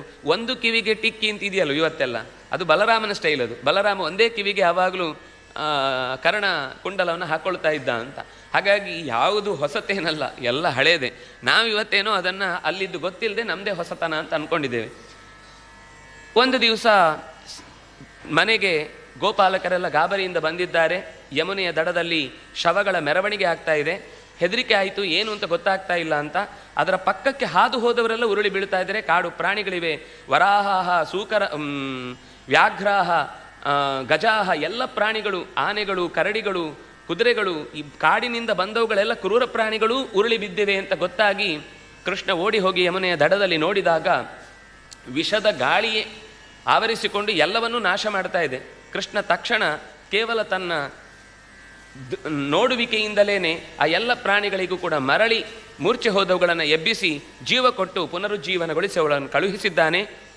ತಕ್ಷಣ ಯಮುನೆಗೆ ಹಾರಿದ್ದಾನೆ. ಹಾರಿ ಆ ಕಾಳಿಯನನ್ನು ಮಥನ ಮಾಡಿದ್ದಾನೆ. ನರ್ತಿಸಿ ಸ್ವಲ್ಪ ಹೊತ್ತಾದ ಮೇಲೆ ಎಲ್ಲ ಹೆಣ್ಣುಮಕ್ಕಳು ಓಡಿ ಗಾಬರಿಯಾಗಿದ್ದಾರೆ. ಹೋದವನು ಬಹಳ ಹೊತ್ತು ಹೊರಗೆ ಬರಲಿಲ್ಲ. ಎಲ್ಲರಿಗೂ ಸುದ್ದಿ ಹೋಯಿತು, ಕೃಷ್ಣ ಯಮುನೆಗೆ ಹಾರಿದ್ದಾನೆ, ವಾಪಸ್ ಬಂದಿಲ್ಲ, ಕೃಷ್ಣ ಯಮುನೆಗೆ ಹಾರಿದ್ದಾನೆ, ವಾಪಸ್ ಬಂದಿಲ್ಲ ಅಂತ. ಸ್ವಲ್ಪ ಹೊತ್ತಾದಮೇಲೆ ಅದರ ಹೆಡೆ ಮೇಲೆ 5 ಹೆಡೆಗಳ ಮೇಲೆ ಕಾಲನ್ನು ಇರಿಸುತ್ತಾ ಚೆನ್ನಾಗಿ ಕುಣಿದು ಆ ಜನರಿಗೆಲ್ಲರಿಗೂ ಒಂದು ಚಂದದ ಪ್ರದರ್ಶನವನ್ನು ತೋರಿದ್ದಾನೆ. ಹಲ್ಲೀಸಕ ನೃತ್ಯ ಅಂತ. ನಮಗೆ ಒಂದು ಲೋಕದಲ್ಲಿ ಗಾದೆ ಇದೆ, ಕುಣಿಯಲಾರದವಳಿಗೆ ನೆಲಡೊಂಕು ಅಂತ. ಈ ನೆಲಡೊಂಕಾದದ್ರಲ್ಲಿ ಕೃಷ್ಣ ಚೆನ್ನಾಗಿ ಕುಣಿದ ಅನ್ನೋದು, ಅದು ತಾಳಬದ್ಧವಾಗಿ ಅನ್ನೋದು ಕೃಷ್ಣನ ವೈಶಿಷ್ಟ್ಯ. ಕುಣಿದು ಅದು ಜಾರುವ ಹೆಡೆಯ ಮೇಲೆ ಎಲ್ಲೆಲ್ಲಿ ಅದು ಆಕ್ರಮಣ ಮಾಡುವ ಸ್ಥಿತಿಯಲ್ಲಿ ಹೊಡೀಲಿಕ್ಕೆ ಬಂದಾಗ ಅದರ ಮೇಲೆ ಹೆಜ್ಜೆ ತಪ್ಪದೆ ಕುಣಿದು ಅವರನ್ನೆಲ್ಲ ಸಂತೋಷಪಡಿಸಿದ. ಕಾಳಿಯ ಕೊನೆಗೆ ಅವನ ಉಳಿದ ಎಲ್ಲ ಹೆಣ್ಣುಮಕ್ಕಳು ಸೇರಿಕೊಂಡು ಸರ್ಪ ಸ್ತ್ರೀಯರೆಲ್ಲ ಪ್ರಾರ್ಥನೆ ಮಾಡ್ತಾರೆ. ಕಾಳಿಯನೂ ಬಗ್ಗುತ್ತಾನೆ, ಬಂದದಕ್ಕೆ ಕಾರಣವನ್ನು ಹೇಳುತ್ತಾನೆ. ಗರುಡನಿಗೆ ನಾನು ಕೊಡಬೇಕಾದ ಪೂಜೆಯನ್ನು ಸಲ್ಲಿಸದೆ ಅವನ ಕೋಪಕ್ಕೊಳಗಾಗಿ ಸಿಕ್ಕಲ್ಲಿ ನನ್ನನ್ನು ಕೊಂದು ಬಿಡ್ತಾನೆ ಎನ್ನುವ ಭಯಕ್ಕೆ ಇಲ್ಲಿ ಬಂದೆ. ಇಲ್ಲಿ ಗರುಡನಿಗೊಂದು ಸೌಭರ್ಯ ಶಾಪದಿಂದಾಗಿ ಬರುವ ಅವಕಾಶ ಇಲ್ಲ ಅಂತ ಇಲ್ಲಿ ನೆಲೆಸಿದೆ. ಹುಟ್ಟಿದವನು ನಾನೇ, ಅಂದರೆ ನಾನು ಹುಟ್ಟುವಾಗಲೇ ವಿಷವನ್ನು ಜೊತೆಗಿಟ್ಟು ಹುಟ್ಟಿಕೊಂಡೆ ಅನ್ನುವ ಕಾರಣಕ್ಕಾಗಿ ನನ್ನದೇನು ತಪ್ಪಿಲ್ಲ ಅಂತ ಮೊದಲು ವಾದಿಸ್ತಾನೆ. ಇಲ್ಲಿಗೆ ಯಾಕೆ ಬಂದಿ ಅಂತ ಕೇಳಿದ್ದಕ್ಕೆ ಕಾರಣವನ್ನು ಹೇಳ್ತಾನೆ. ಹೀಗೆ ಕಾರಣವನ್ನು ಹೇಳಿ ಮತ್ತೆ ರಮಣಕ ದ್ವೀಪಕ್ಕೆ ಹೋಗು, ಯಾಕೆಂದರೆ ನನ್ನ ಕಾಲಿನಲ್ಲಿರುವ ಗಜ ಧ್ವಜ ಅದು ಧ್ವಜ ಚಕ್ರ ಶಂಖಗಳೆಂಬ ಚಿಹ್ನೆಗಳು ನಿನ್ನ ತಲೆಯ ಮೇಲೆ ಮೂಡಿ ಆದ ಮೇಲೆ ಗರುಡ ನಿನ್ನನ್ನೇನು ಮಾಡುವುದಿಲ್ಲ, ನಿನಗೆ ವೀಸಾ ಸಿಕ್ಕಿದೆ, ಎಲ್ಲಿ ಬೇಕಾದರೂ ಓಡಾಡ್ಬೋದು, ನೀನು ಕೃಷ್ಣ ಭಕ್ತ ಅಂತ ಗೊತ್ತಾದ ಮೇಲೆ ನೀನು ಯಾರೂ ತಡೆಯೋರಿಲ್ಲ ಅಂತ ಕಳುಹಿಸಿಕೊಡ್ತಾನೆ. ಹೀಗೆ ತನ್ನ ತಪ್ಪನ್ನು ಒಪ್ಪಿಕೊಂಡು ಕ್ಷಮೆ ಕೇಳಿ ಅಲ್ಲಿಂದ ಹೊರಟು ಹೋಗ್ತಾನೆ. ರಮಣಕ ದ್ವೀಪಕ್ಕೆ ಹೋದ ಬಳಿಕ ಇತ್ತ ಕೃಷ್ಣ ಆ ಎಲ್ಲ ವಿಷವನ್ನು ಕಾಲಿಯನಿಂದ ಪೂರ್ತಿ ಸ್ವಚ್ಛಗೊಳಿಸಿದ ಬಳಿಕ ಊರಿನ ಗೋಪಾಲಕರಿಗೆಲ್ಲ ಅಲ್ಲಿ ಬರಬಹುದು ಅಂತ ಧೈರ್ಯವನ್ನು ತುಂಬುತ್ತಾನೆ. ಅದೇ ರಾತ್ರಿ ಅವರು ಕಾಡಿನಲ್ಲಿ ಉಳ್ಕೊಳ್ಬೇಕಾಗತ್ತಾ, ಯಮುನೆಯ ದಡಕ್ಕೆ ಬಂದವರು ವಾಪಸ್ ಹೋಗಿರಲಿಲ್ಲ. ಕಾಡಿನ ಸುತ್ತ ಇದ್ದಕ್ಕಿದ್ದಂತೆ ಕಾಳ್ಗಿಚ್ಚು ತುಂಬಿಕೊಳ್ಳುತ್ತೆ. ಎಲ್ಲರೂ ನಿದ್ದೆಯಲ್ಲಿರ್ತಾರೆ, ಕೃಷ್ಣ ಮಾತ್ರ ಎದ್ದಿರ್ತಾನೆ. ಕಾಳ್ಗಿಚ್ಚು ಅವರನ್ನು ಏನನ್ನೂ ಅವರ ಮೈಯ ಒಂದು ಸಣ್ಣ ರೋಮವನ್ನು ಕೊಂಕದಂತೆ ಅದನ್ನು ನುಂಗುತ್ತಾನೆ. ಹಾಗೆ ಅವರ ನಿತ್ಯದ ಗಾನ, ಕ್ರೀಡೆ, ನೃತ್ಯಗಳು, ಬಲರಾಮನ ಜೊತೆಗೆ ಸೇರಿಕೊಂಡು ಅನೇಕ ಥರದ ಆಟಗಳನ್ನು ಆಡಿಕೊಂಡಿರಬೇಕಾದ್ರೆ ಒಬ್ಬ ಹುಡುಗನ ರೂಪದಲ್ಲಿ ಬರ್ತಾನೆ. ಇಷ್ಟು ದಿವಸ ಆಡ್ಲಿಕ್ಕೆ ಬರದಿದ್ದವನು ಇವತ್ತು ಬಂದ ಅಲ್ವಾ, ಯಾಕೆ ಬಂದ ಅಂತ ಪ್ರಶ್ನೆ ಬಂತು. ಆದರೂ ಮೊದಲು ಗಮನಿಸ್ಬೇಕು, ಸುಮ್ಮನೆ ಸಂಶಯ ಪಡೋದು ಅಂತಲ್ಲ ಅದು. ಆದರೆ ಹೊಸತ್ತು ಯಾವುದಾದ್ರೂ ಬಂತು ಅಂದರೆ ನಮ್ಗೆ ಎಚ್ಚರ ಆಗಬೇಕು. ಇಲ್ಲಿಯ ತನಕ ಇಲ್ಲದೇ ಇದ್ದ ತರಕಾರಿ ಅಂಗಡಿಗಳು ಇದ್ದಕ್ಕಿದ್ದಾಗೆ ರಸ್ತೆಯಲ್ಲೆಲ್ಲ ಓಡಾಡ್ತಾ ಇದೆ ಅಂದರೆ ಸ್ವಲ್ಪ ಜಾಗ್ರತೆ ಮಾಡಬೇಕು, ಎಚ್ಚರ ಇರಬೇಕು. ರಕ್ಕಸರು ಯಾವ ರೀತಿಯಿಂದಲೂ ಬರ್ಬೋದು. ಅದರಿಂದಾಗಿ ನಮಗೆ ಯಾವಾಗಲೂ ಎಚ್ಚರ ಇರಬೇಕು. ಈ ಮನೆಗೆ ಇದ್ದಕ್ಕಿದ್ದಾಗೆ ಯಾರೋ ಒಬ್ಬರು ಬಾಡಿಗೆಗೆ ಇಲ್ಲಿ ತನಕ ಇಲ್ಲದೇ ಇದ್ದವರು ಬಂದರು ಅಂದರೆ ಅವರ ಚಲನವಲನಗಳಿಗೆ ಸ್ವಲ್ಪ ಗಮನ ಕೊಡಬೇಕು. ನಮಗೆ ಎಲ್ಲವನ್ನೂ ಎಚ್ಚರಿಕೆ ಕೊಡ್ತಾರೆ ವ್ಯಾಸರು. ಇದ್ದಕ್ಕಿದ್ದಂತೆ ಯಾವುದು ಹೊಸತು ಬಂದರೂ ಕೂಡ ಅದನ್ನು ತಕ್ಷಣದಲ್ಲಿ ಇದು ಸುಲಭದಲ್ಲಿ ಫ್ರೀಯಾಗಿ ಸಿಕ್ಕಿತು, ಕಡಿಮೆಗೆ ಸಿಕ್ಕಿತು, ರಸ್ತೆಯಲ್ಲಿ ನೋಟು ಸಿಕ್ಕಿತು, ಹಣ್ಣು ಕಮ್ಮಿಗೆ ಸಿಕ್ಕಿತು, ತರಕಾರಿ ಸುಲಭವಾಗಿ ಸಿಕ್ಕಿತು, ಮನೆಗೆ ತಂದು ಕೊಡ್ತಾರೆ. ಯಾವುದು ಫ್ರೀ ಸಿಗ್ತಾ ಇದೆಯೋ ಅದರ ಹಿಂದೆ ಏನೋ ಒಂದು ಅಪಾಯ ಇರುತ್ತೆ. ಇಲ್ಲದೆ ಈಗ ಎಲ್ಲೋ ಒಬ್ಬ ರಾಜನೇ ಅವನ ಬಗ್ಗೆ ಎಲ್ಲ ಗೊತ್ತಿದ್ದವನು ಕೊಡ್ತಾ ಇದ್ದಾನೆ ಅಂದರೆ ನಂಬಬಹುದು. ಯಾಕೆಂದರೆ ಆ ವ್ಯಕ್ತಿ ಗೊತ್ತಿದೆ, ಅವನು ಕೊಟ್ಟದ್ದನ್ನು ಸ್ವೀಕರಿಸಲು ತಪ್ಪಿಲ್ಲ. ಅಚಾನಕ್ಕಾಗಿ ಏನಾದರೂ ಅಪಾಯಗಳು ಎದುರಾಗ್ತಾ ಇದೆ ಅಂದರೆ ನಾವು ತುಂಬ ಗಂಭೀರವಾಗಿ ಆಲೋಚನೆ ಮಾಡಬೇಕು. ಕೃಷ್ಣ ಗಮನಿಸ್ತಾ ಇದ್ದ. ಆಟದಲ್ಲೊಂದು ನಿಯಮ ಇತ್ತು, ಸೋತವರು ಗೆದ್ದವರನ್ನು ಹೊತ್ತೊಯ್ಯಬೇಕು ಅಂತ. ಬಲರಾಮ ಗೆದ್ದ, ಪ್ರಲಂಬ ಸೋತ. ಆ ಹುಡುಗ ಹೊಸ ಹುಡುಗ, ಇಲ್ಲಿ ತನಕ ಕಾಣಿಸದೇ ಇದ್ದವನು. ಆ ಸೋತ ಹುಡುಗ ಇದ್ದಕ್ಕಿದ್ದಂತೆ ಬೆಟ್ಟದತ್ತ ಓಡ್ಲಿಕ್ಕೆ ಶುರು ಮಾಡಿದ. ಅವನು ಓಡ್ಲಿಕ್ಕಿದ್ದು ಇಲ್ಲಿಂದ ಅಲ್ಲಿಗೆ ಎತ್ಕೊಂಡು ಹೋಗಬೇಕು ಅಂತ ಅಷ್ಟೇ, ಅದು ಮೆರವಣಿಗೆ ಥರ ಅಷ್ಟೇ. ಇವನು ಹೋದವನು ವಾಪಸ್ ತಿರುಗಲೇ ಇಲ್ಲ. ಬೆಟ್ಟದಿಂದ ಹತ್ತಿ ಹೋದವನು ಆಕಾಶಕ್ಕೆ ನೆಗೆದು ಬಿಟ್ಟ. ಬಲರಾಮನಿಗೆ ಗಾಬರಿ ಆಯಿತು, ಇದೇನು ಹೀಗೆ? ಕೃಷ್ಣನನ್ನ ಮನಸ್ಸ ನೆನೆದ, ಏನೋ ಆಗ್ತಾ ಇದೆ, ಹೇಗಪ್ಪ ಇದನ್ನು ಎದುರಿಸುವುದು ಅಂತ. ಕೃಷ್ಣ ನಿನ್ನ ಮೂಲ ಸ್ವರೂಪವನ್ನೊಮ್ಮೆ ನೆನ್ಪು ಮಾಡ್ಕೊಪ್ಪ ಸಾಕು ಅಂದ. ಬಲರಾಮ ಮತ್ತೆ ಸಂಕರ್ಷಣನೆ, ಶೇಷನೆ, ಭೂಮಿಯನ್ನು ಹೊತ್ತ ಹೆಡೆ ಉಳ್ಳವ. ಭೂಮಿಯ ಭಾರೆಯಲ್ಲಿ, ಈ ಪ್ರಲಂಬೆಯಲ್ಲಿ ಇದ್ದಕ್ಕಿದ್ದಂತೆ ಅಷ್ಟೂ ದೊಡ್ಡ ಶರೀರದ ಭಾರದ ಎಲ್ಲವನ್ನೂ ಅವನ ಮೇಲೆ ಹೊತ್ತು ಹಾಕಿದ ತಕ್ಷಣವೇ ನೆಲಕ್ಕೆ ಬಿದ್ದು ಹೋದ. ಕಣಿವೆಯಲ್ಲಿ ಬಿದ್ದವನನ್ನು ನೆಲದೊಳಗೆ ತಳ್ಳಿ ಹಾಗೆ ಬಲರಾಮ ಮೇಲಕ್ಕೆ ಎದ್ದು ಬಂದ. ಈ ನಂತರ ಗೋಪಿಯರು, ಗೋಪಾಲಕರು ಎಲ್ಲ ಸೇರಿಕೊಂಡು ಕೃಷ್ಣನ ಪ್ರತಿಯೊಂದು ಲೀಲೆಯಲ್ಲಿ ತೊಡಗಿಕೊಂಡರು. ಕೃಷ್ಣನನ್ನು ಕರೆದು ಕೃಷ್ಣನ ಜೊತೆಗೆ ತಮ್ಮ ಮನೆಯಲ್ಲಿ ಪ್ರತಿಯೊಬ್ಬರೂ ಕೂಡ ಬೇರೆ ಬೇರೆ ಥರದ ಅಡುಗೆಗಳನ್ನು ಮಾಡಿ ಸಂತೋಷದಿಂದ ಅವರನ್ನು ಮನರಂಜನೆಗೊಳಿಸುವಂತೆ ಅವನು ಅಂತ ಸಂತೋಷ ಕೊಡ್ತಾ ಇದ್ದ. ಇವರು ಕೂಡ ಅದಕ್ಕೆ ಪೂರ್ತಿ ಸೇರಿಕೊಳ್ತಾ ಇದ್ರು.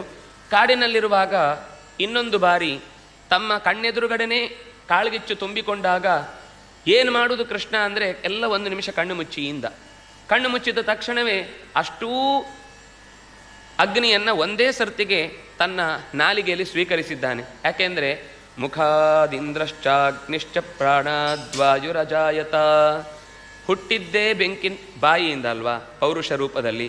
ಅಂದಮೇಲೆ ಅದು ಹೋಗಿ ಸೇರಬೇಕಾದದ್ದು ಎಲ್ಲಿಂದ ಹುಟ್ಟಿದೆಯೋ ಅಲ್ಲಿಗೆ ವಾಪಸ್ ಸೇರಬೇಕು ನಿಯಮ. ಹಾಗಾಗಿ ಹುಟ್ಟಿಸಿದ್ದನ್ನು ಮತ್ತೆ ಇಲ್ಲಿ ನಾಲಿಗೆಯಿಂದಲೇ ತನ್ನ ಬಾಯಿಯಿಂದಲೇ ಇಡೀ ಆ ದಾವಾಗ್ನಿಯನ್ನು ಕುಡಿದು ಹಾಕಿದ್ದಾನೆ. ಇದನ್ನು ನೋಡಿ ಕೇಳಿ ಎಲ್ಲರೂ ಅಚ್ಚರಿಪಟ್ಟಿದ್ದಾರೆ, ಕೃಷ್ಣ ಎಷ್ಟು ನಮಗೆ ಸಹಾಯ ಮಾಡ್ತಾ ಇದ್ದಾನೆ ಅಂತ. ಮಳೆಯ ಕಾಲ ಬಂತು. ಕಾಲವನ್ನು ನೀರಿನಲ್ಲಿ ಅವಭೃತ ಸ್ನಾನದಂತೆ ಆಡ್ತಾ ಕಳೆದ್ರು. ಮಳೆ ಹೋಗಿ ಚಳಿ ಬಂತು. ಆಕಾಶ ಪೂರ್ತಿ ಬೆಕ್ಕಸ ಬೆರಗಾಗಿ ಕಣ್ಣು ಬಿಟ್ಟ ಹಾಗೆ ಮೋಡಗಳೇ ಇಲ್ಲದೆ ತಿಳಿ ನೀಲಿಯ ಸ್ವರೂಪವನ್ನು ಹೊಂದಿತು. ಆ ಹೊತ್ತಿಗೆ ಕೃಷ್ಣನ ವೇಣುಗಾನ, ಗೋಪಿಯರು ಅದನ್ನು ಮೈಮರೆತು ಕೇಳುವಂಥದ್ದು, ಅದನ್ನು ಹೊಗಳುವಂಥದ್ದು. ಎಲ್ಲಿಯವರೆಗೆ ಅಂದರೆ ಆಲಿಖಿತ ಚಿತ್ರ ಇವ, ಬರೆದಿಟ್ಟ ಚಿತ್ರದಂತೆ ಇಡೀ ಆ ವೃಂದಾವನದ ಚಿತ್ರದಲ್ಲಿ ನಾವು ನೋಡ್ತಾ ಇದ್ದದ್ದು ಲೈವ್, ಆದರೆ ಅದು ಕಾಣಿಸ್ತಾ ಇದ್ದದ್ದು ಬರೆದಿಟ್ಟ ಚಿತ್ರದ ಹಾಗೆ, ಫೋಟೋ ತೆಗೆದಿಟ್ಟು ನೋಡಿದ ಹಾಗೆ ಇರ್ತಿತ್ತು ಅಂತ. ಒಂದು ಜಿಂಕೆ ಓಡಿ ಬಂತಂತೆ. ಓಡಿ ಬಂದು ಬಾಯಲ್ಲಿ ಹಸಿವು ಅಂತ ಹೇಳಿ ಹುಲ್ಲನ್ನು ಬಾಯಿಗೆ ಹಾಕಿದೆ. ಬಾಯಿಗೆ ಹಾಕಿ ಕಚ್ಚಿ ಬಾಯಿಗೆ ತೆಗೆದಾಗಿದೆ. ತೆಗೆದಾದ್ಮೇಲೆ ಕೃಷ್ಣನ ಕೊಳಲಿನ ಧ್ವನಿ ಕೇಳಿಸಿದೆ. ಜಿಂಕೆ ಅಂತೂ ಮೈ ಮರೆಯುವುದರಲ್ಲಿ ಫಸ್ಟು. ಬಾಯಿಯಿಂದ ಹುಲ್ಲನ್ನು ಎತ್ತಿಕೊಂಡು ಇನ್ನೇನು ಕಚ್ಚಬೇಕು ಅನ್ನೋದು ಕರಕರ ಅಂತ ಶಬ್ದ ಆಗುವುದನ್ನು ನೋಡಿ ಹಾಗೆ ಧ್ವನಿ ಕೇಳಿಸಿದ ಮೇಲೆ ಬಿಟ್ಟು ಬಿಡುತ್ತಂತೆ. ಬಾಯಿಯಿಂದ ಒಂದೊಂದೇ ಹುಲ್ಲು ಉದುರ್ತಾ ಇದೆ. ಆ ಉದುರ್ತಾ ಇರುವ ಹುಲ್ಲಿನ ಬಗ್ಗೆ ಅದಕ್ಕೆ ಗಮನ ಇಲ್ಲ. ಕೇಳುವ ಭಗವಂತನ ನಾದದ ಕೊಳಲಿನ ಧ್ವನಿಯ ಕಡೆಗೆ ಗಮನ ಹೋಗಿ ಹಾಗೆ ಎಷ್ಟೊತ್ತಾದರೂ ಕೃಷ್ಣನ ಗಾನ ಮುಗಿಯೋ ತನಕ ಬಾಯಲ್ಲಿ ಎಲ್ಲ ಹುಲ್ಲು ಉದುರು ಹೋದರೂ ಅದು ಅಲ್ಲಾಡಲಿಲ್ಲ ಅಂತ. ಮರಗಳು ತಮ್ಮ ಎಲೆಗಳನ್ನು ಅಲ್ಲಾಡಿಸ್ಲಿಲ್ಲ. ಗೂಡಿನಿಂದ ಯಾವುದೋ ಒಂದು ಕಟ್ಟಬೇಕಾದ ಸಂದರ್ಭದಲ್ಲಿ ಅದು ಜಾರಿ ಕೆಳಕ್ಕೆ ಬಿತ್ತು ಅಂದಾಗ ಕೆಳಕ್ಕೆ ಬಿದ್ದರೆ ಎಲ್ಲಿ ಶಬ್ದ ಆಗುತ್ತೋ ಅಂತ ಹಕ್ಕಿ ತಕ್ಷಣ ಕೆಳಕ್ಕೆ ಬಾಗಿ ಆ ಕಡ್ಡಿಯನ್ನು ಗಟ್ಟಿ ಹಿಡ್ಕೊಂಡು ಹಾಗೇ ನಿಂತಿತ್ತಂತೆ. ಇಡೀ ಚಿತ್ರದಲ್ಲಿ ಯಾರು ಸ್ಟ್ಯಾಚು ಕೊಟ್ಟ ಹಾಗೆ ಆಡುವಾಗ ಮಕ್ಕಳೆಲ್ಲ ಒಂದು ಕೊಡ್ತಾರಲ್ಲ ಹಾಗೆ ಕೃಷ್ಣನ ಗಾನ ಶುರುವಾಯಿತು ಅಂದರೆ ಎಲ್ಲ ಸ್ತಬ್ಧ ಚಿತ್ರದಂತೆ ಸೇರಿಕೊಳ್ತಾ ಇದ್ರು. ಇಂತಹ ಕೊಳಲಿನ ನಾದದ ಮೋಡಿ ಕೃಷ್ಣನ ಸುತ್ತಲಿನ ಎಲ್ಲರನ್ನೂ ಕೂಡ ಮರುಳುಗೊಳಿಸಿತು. ಹೀಗೆ ಕಾಲ ಆನಂದ. ಆ ಕಾಲಕ್ಕೆ ಸಾಕ್ಷಿಯಾಗಿದ್ದವರೇ ಭಾಗ್ಯವಂತರು. ಒಂದು ಸರ್ತಿ ಬೆಳಿಗ್ಗೆ ಹಸುಗಳು ಎಲ್ಲ ಕೂತಿದ್ವು. ಒಂದು ದಿವಸ ಬೆಳಿಗ್ಗೆ ಹಸುಗಳನ್ನು ಮೇಯಿಸಿಕೊಂಡು ಹೋಗುವ ದಾರಿಯಲ್ಲಿ ಹುಡುಗರಿಗೆ ಎಲ್ಲ ಪೊಟ್ಟಣ ಕಟ್ಟಿ ಕೊಟ್ಟಿರ್ತಿದ್ರು ಆಹಾರಕ್ಕೆ ಅಂತ. ಈ ಹುಡುಗರು ಆಗಲೇ ಎಲ್ಲ ಬಿಚ್ಚಿ ನೋಡಿ ಅರ್ಧ ತಿಂದು ಎಲ್ಲ ಮಾಡಿಕೊಂಡು ಯಾವಾಗ ನಿಜವಾಗಿ ತಿನ್ನಬೇಕೋ ಆಗ ಪೊಟ್ಟಣ ಖಾಲಿ. ಹಸುಗಳಿಗೂ ಹಸಿವು ಆಗ್ತಾ ಇದೆ, ಅವರಿಗೂ ಹಸಿವು ಆಗ್ತಾ ಇದೆ. ಬೆಟ್ಟ ಹತ್ತಿ ಆಗಿದೆ. ಮೇಲಕ್ಕೆ ಹೋದಾಗೆ ಮರಗಳಿಲ್ಲ, ಸುತ್ತಲೂ ಏನೂ ಕಾಣಿಸ್ತಿಲ್ಲ. ಭಯದಿಂದ ಆ ಮಕ್ಕಳೆಲ್ಲ ಕೃಷ್ಣ ನಮಗೆ ಏನೂ ತೊಂದರೆ ಆಗ್ತಾ ಇದೆ, ಕಾಲು ನಡಿಲಿಕ್ಕಾಗ್ತಾ ಇಲ್ಲ, ಕಣ್ಣು ಮಂಜಾಗ್ತಾ ಇದೆ, ತಲೆಯೆಲ್ಲ ಧಿಮ್ ಅಂತ ಇದೆ, ಬಾಯಿ ಕಹಿ ಆಗ್ತಾ ಇದೆ, ತಡಿಲಿಕ್ಕಾಗ್ತಾ ಇಲ್ಲ, ಹಸಿವಾಗ್ತಾ ಇದೆ, ನೀರು ಬೇಕು ನಮಗೂ ಹಸುಗಳಿಗೂ. ಒಂದು ನಿಮಿಷ ತಾಳಿ ಅಂತ ಸ್ವಲ್ಪ ಮೇಲೆ ಹೋಗೋಣ ಅಂತ ಹೋಗಿ ಬೆಟ್ಟದ ತುದಿ ಹತ್ರ ಹೋಗಿ ನೋಡಿದರೆ ಎಲ್ಲೋ ಹೊಗೆ ಕಾಣಿಸ್ತು. ಹೊಗೆ ಇದ್ದಲ್ಲೆಲ್ಲ ಬೆಂಕಿ ಇದೆ ಅಂತ ನಿಯಮ. ಹಾಗಾಗಿ ತಕ್ಷಣ ಅಲ್ಲಿ ಹೋಗಿ ನೀವು ಹೋಗಿ ಆಹಾರ ಕೇಳಿದ್ರೆ ಸಿಗುತ್ತೆ ಅಂತ ಹೇಳಿದ್ರು. ಈ ಹುಡುಗರು ಅಲ್ಲಿ ತನಕ ಕಾಲು ನೋವಂತಿದ್ದವ್ರು ಎಲ್ಲ ಮರೆತೋಯ್ತು, ಯಾಕೆಂದರೆ ಉತ್ತರ ಸಿಕ್ತಲ್ಲ.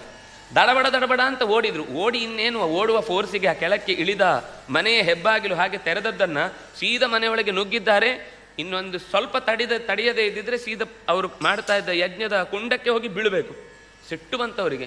ಈ ಶಬ್ದ, ಈ ಹುಡುಗರ ತಲೆಯೋ ಕೂದಲು ಬಾಚಿಲ್ಲ, ಎಲ್ಲ ಜಟೆ ಕಟ್ಟಿದೆ, ಎಣ್ಣೆ ಹಾಕಿಲ್ಲ, ಮುಖದಲ್ಲಿ ಹಾಗೆ ಸಿಂಬಳ ಸುರಿಸಿದ್ದು, ಕೈಕಾಲು ಗಲೀಜು, ಹರಿದ ಬಟ್ಟೆ, ಮೈಯೆಲ್ಲ ಕೊಳೆ, ಕಾಲೆಲ್ಲ ಗಲೀಜು ನೋಡಿ ಅವರಿಗೆ ಎಲ್ಲ ಸಿಟ್ಟು ಬಂದು ಯಾರು ನಿಮ್ಮನ್ನು ಒಳಗೆ ಬಿಟ್ಟದ್ದು ಅಂತೇಳಿ ಚೆನ್ನಾಗಿ ಬೈದರು. ಇಲ್ಲ, ಕೃಷ್ಣ ಕಳಿಸಿದ್ದಾನೆ, ನಮಗೆ ಹಸಿವಾಗ್ತಾ ಇದೆ, ಏನಾದರೂ ಬೇಕಂತೆ. ಈ ಕೃಷ್ಣ ಬೇರೆ ತಾನು ಕೆಡೋದಲ್ಲದೆ ಕೋತಿ ವನ ಎಲ್ಲ ಕೆಡಿಸ್ತು ಅಂತ ಅವನನ್ನು ಸೇರಿ ಬೈದು ವಾಪಸ್ ಹೊರಗೆ ಅಟ್ಟಿಬಿಟ್ರು. ಓಡಿ ಬಂದವರಿಗೆ ಇನ್ನು ವಾಪಸ್ ಹತ್ಬೇಕಲ್ಲ ಆ ಬೆಟ್ಟ ವಾಪಸ್. ಮತ್ತೆ ನೋವು, ಕೈ ಕಾಲೆಲ್ಲ ಹಿಡ್ಕೊಂಡ್ಬಿಡ್ತು. ಕೃಷ್ಣ ನೋಡ್ದ ಮೇಲಿಂದನೇ ಇವರೇನೋ ಎಡವಟ್ಟು ಮಾಡಿದ್ದಾರೆ ಅಂತ. ಅರ್ಧ ಕೆಳಗೆ ತಾನೇ ಇಳಿದು ಬಂದ. ಏನಾಯ್ತಪ್ಪ, ಏನಾಯಿತು ತೊಂದರೆ? ಇಲ್ಲ, ಅವರು ಬೈದು ಕಳಿಸಿದ್ರು, ನಿನ್ನ ಹೆಸರು ಹೇಳಿದಾಗ ಜಾಸ್ತಿ ಬೈದರು ಒಂದು.